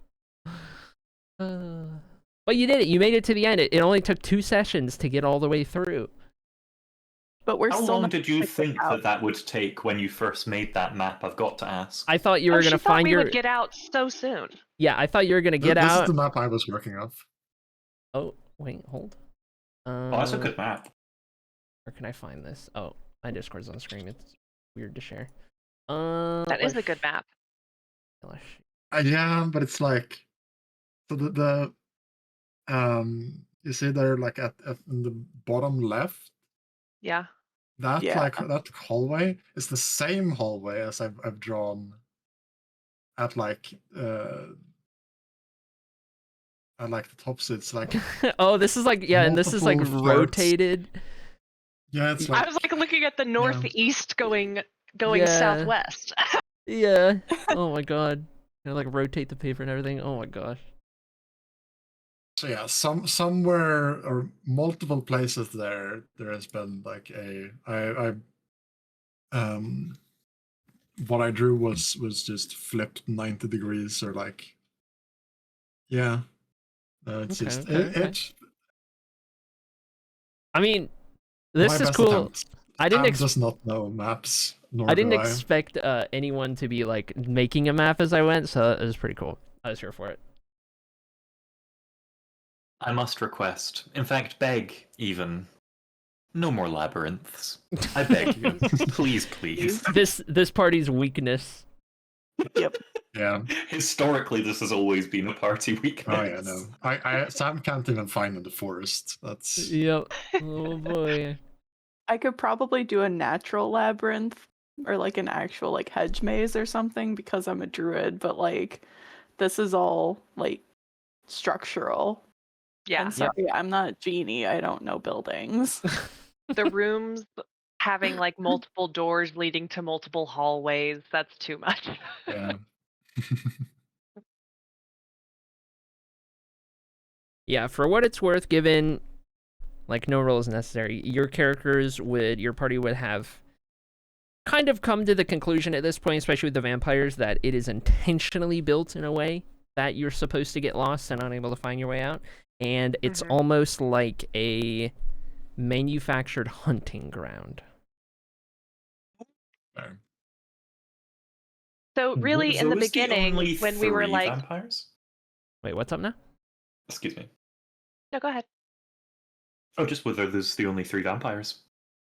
Only 3 vampires you found in here. You do all know that all of the people in the brothel who weren't like patrons or whatever, but like the security and even like the like dancers or escorts or what have you, were all under some sort of thrall-like condition. Interesting. I was thinking we definitely could have gotten out of the labyrinth probably in less than like 30 minutes last session. If it went perfectly, yeah. Well, because everyone saw the dried blood and was like, nope, let's stay away from that. Yeah. Yep. Yeah, sounds all right. And Yeah, now we just got to figure out how to get out. That's and right. back home instead of in a pocket Yeah. dimension. A lot of I'm gonna loot investigating to Victus's come. body. Oh, I like it here. It's Let's kind of see. cozy. I've gotten accustomed to it. All the questions being asked in chat, all will be revealed in time, depending on how the party does and what they uncover. That's the best part.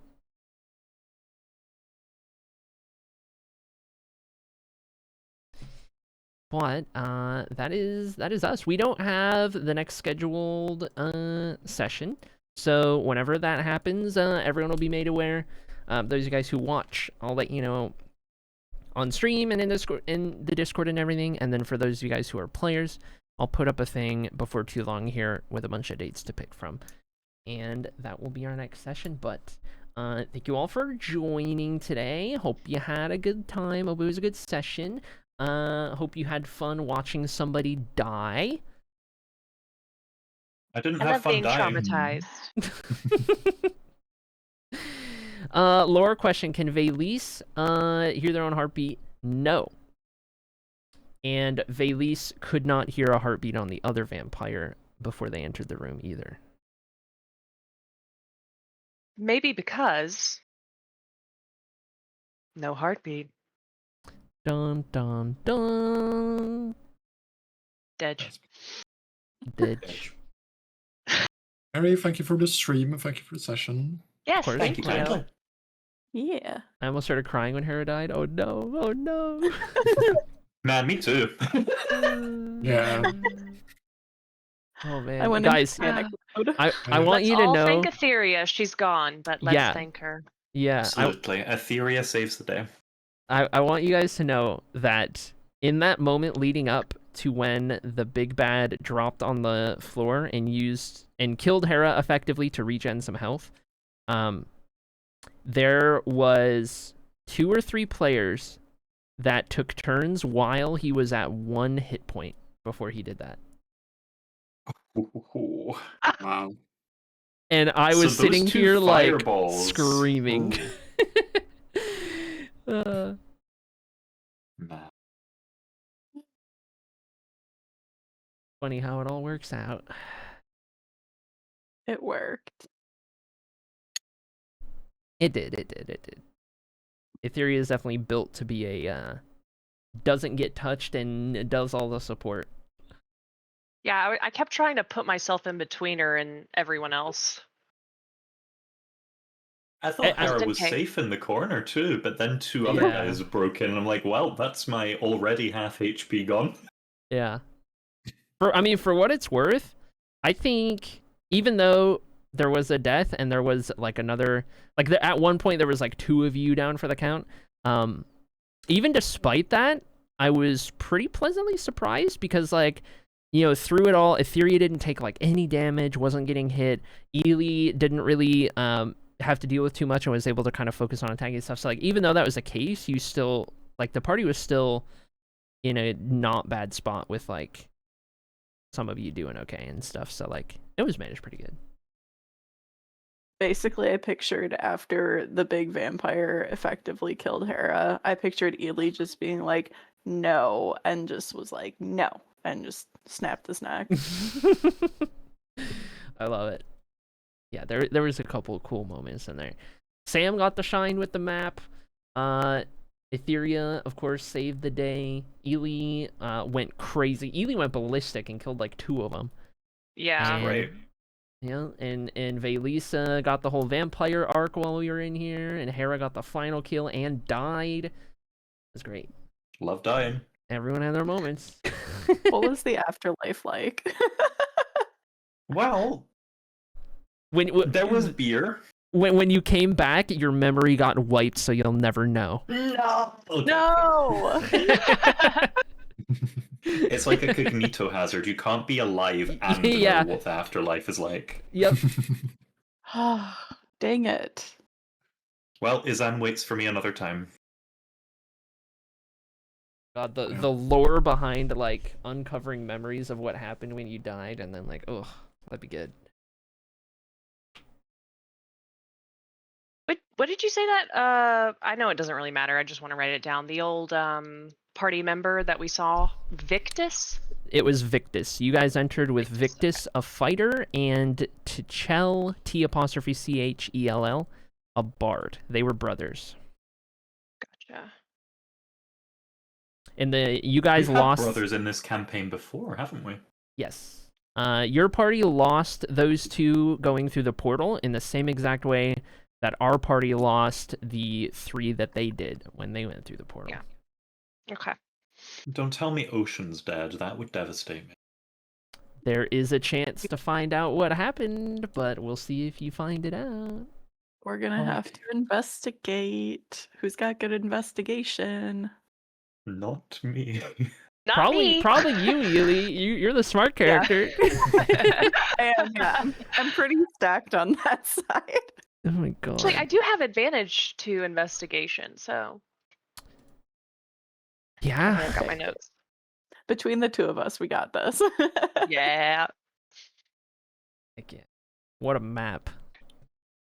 Yeah, I do love your map. I love it with all the lines on it too. It just looks so cool. Oh yeah, I'm That's a always good gonna map. be doing this from now on, tracking where you guys go. Put a picture of it, or put like the final one in the Discord. Oh yeah, hold on. I think something similar to this happened in a previous session. I'm looking through my notes. Let's see, because I feel like I've had you guys. It was the cave, I think. Yeah, the Yep, game. it was the one where we were chasing the guy into the crypts in the forest. Yeah. Oh, so you guys That was put yourself in also- that situation. So here's. See, Oh yeah. that time we did, but It was. Yeah, there was a couple because you had the estate. mhm. And then you Yeah, I had. was thinking about the basilisk and the snake. So this was the bottom floor of the estate. This is my notes on that. In all of its glory. I don't expect you to be able to read everything, but it's like notes to myself and everything and what have you. And you guys, of course, stayed in the dining room. It had an upper floor, which was laid out like this. And my great Microsoft Paint skills. Honestly, I'm loving it. The fun part came in the form of the caverns, which were laid out like this. You entered at the red, and then you found the basilisk in the gold over here. And this was laid. Some of its blood. Yeah, this was laid out in a way that like these red arrows signified you could go one direction, like it was a drop off of a ledge, so you couldn't come back that way if you went that way. Smart. Yep, and then there were like the actual things you were gonna fight with these colors right here. So like you went through multiple fights before the basilisk. I don't think you went through all of the fights you could have gone through before the basilisk to like, you know, wear you down a little bit, really make it sketchy. But yeah. Good times. I do a lot of these little scribbles. Map extraordinaire. Mm-hmm. It I like helps. 'em. Yes, it does. Every map I've ever used for DMing, I've commissioned off of a Norwegian. Oh my god, Stand speaking proud by this. get some love and chat for Potato Dude who made our map today. Potato Dude! There we go. Former member of the party, maybe future again as well someday, but happy Caveat to provide map for us to use, and as they always are, turns out really good. I told Potato Dude, I said, hook me up with a torture room, make sure there's a lot of blood, we're talking vamps, and this is what we got. So, you know what? Is perfect. It is. Properly Works. bloody. Works Is that out also pretty like a nice. cage? Is Dead Man Vamp next to a cage? Yeah. Yep. Oh, I cannot wait to explore. Cage down there, sleeping area. This is the altar in the middle where you have Victus laying on there. I don't have anything to represent.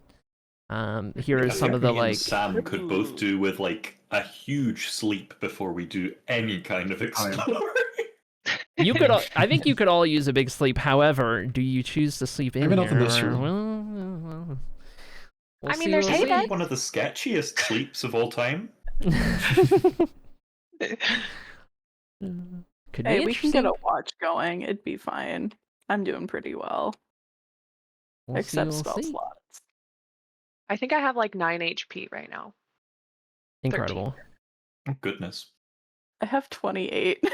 Oh No one went I after me. started with 16. no. Okay, that makes sense. I was wondering.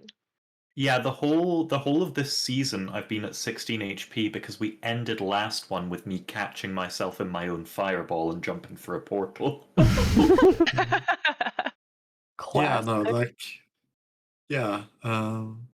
Sam had a near-death experience. Apart from last session, there have been one near-death experience each session. That's true. Sam has gone down multiple times already. It's kind of crazy. Keeps things interesting. Like, if I don't lose tons of HP each session, just to am I really like defending people? Am I really taking the? I think taking it's the just hits? yeah. I think it's that you're the tank is what's happening. If At least you've got HP, you might as well use it. yeah. You've been the tank up to this point until we get the day where Ely breaks out some crazy druid stuff, and then and then you'll have some help up there. Miss is coming. Oh yeah. All right. I think that's everything. So Thank you guys so much for joining me. You are all free to go. I'm probably gonna hop out of here and outro stream, but good job, everybody. Session 22, well done. Claps all around, and keep your eyes on the Discord for the next session being planned. And if you have any questions, comments, concerns, player-wise, hit me up in the Discord. You've got the channels. And anything else before I let you go? Thanks for Nope, the just stream. thank you. Yeah, thank you. Okie dokie. Chat, say goodbye. Bye. Bye, chat. Bye, chat. All right. There we have it. Well, chat, now it is just you and I. Thank you guys so much for joining today. It was a great session. This is one of the more fun sessions that we've had up to this point with that battle. I feel like it went over pretty well. And between you and me, chat, because there's no players listening, because there never would be players who listen. Between you and me, chat, I think I'm going to have to ramp up the difficulty on some of these future fights, so I'm just going to throw that out. Okay, let's see here now. Let's see. Actually, see, here's the thing, though. Here's the thing. You guys got unlucky. Those extra 2 vampires were not going to show up unless you were loud enough. The stipulation was you had to be loud enough for them to show up. 2 fireballs back to back, cooked.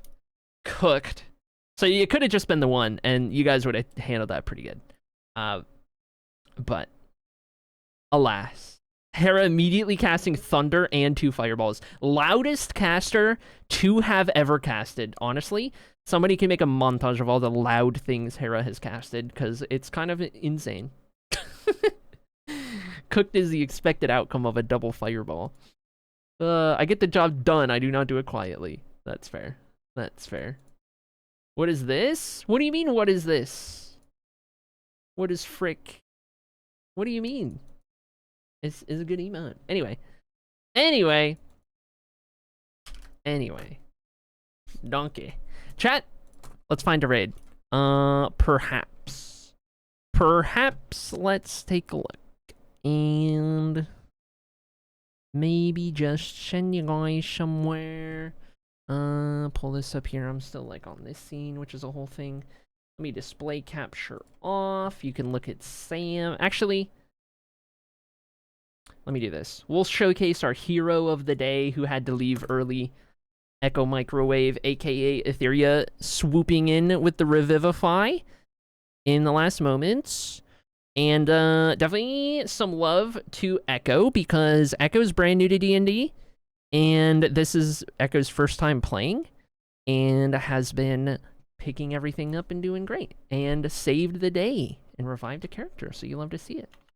I have this right here. Looks right here with this. Here we go. Oh my gosh. I'm sorry, App. You said I already decided who I was gonna rate. I'm sorry. We are gonna pop on over to Katie's stream. Not to be confused with Katie that I am dating, but other Katie. This one's Milady. And 3 raid messages in chat. There we have it. That's the one. Okay, chat, we're gonna send you guys over there. Milady Katie is playing something for the first time. It looks like on screen right now there is a guessing game of sorts. I don't know what's happening here. But anyway, it's Minecraft related, I think. But either way, Katie's a good friend to stream. Awesome person, awesome streamer. Can't recommend enough. So wholesome and kind. You guys know the drill. We will be back. What's tomorrow? Sunday? Will I be live tomorrow? I might probably be live tomorrow. Let's see why not. I don't know. We'll see. We'll see how it goes. Keep you updated in the Discord as always. Thank you so much for hanging out. I appreciate you guys. And I will see you then. Have fun in Katie's stream. And goodbye, Theo and Sloppy. Goodbye for Rebecca. Goodbye, Happy Stun. Goodbye, Kitty. Goodbye, Beanie. Goodbye, Sunraven. Goodbye, Dark Fairy.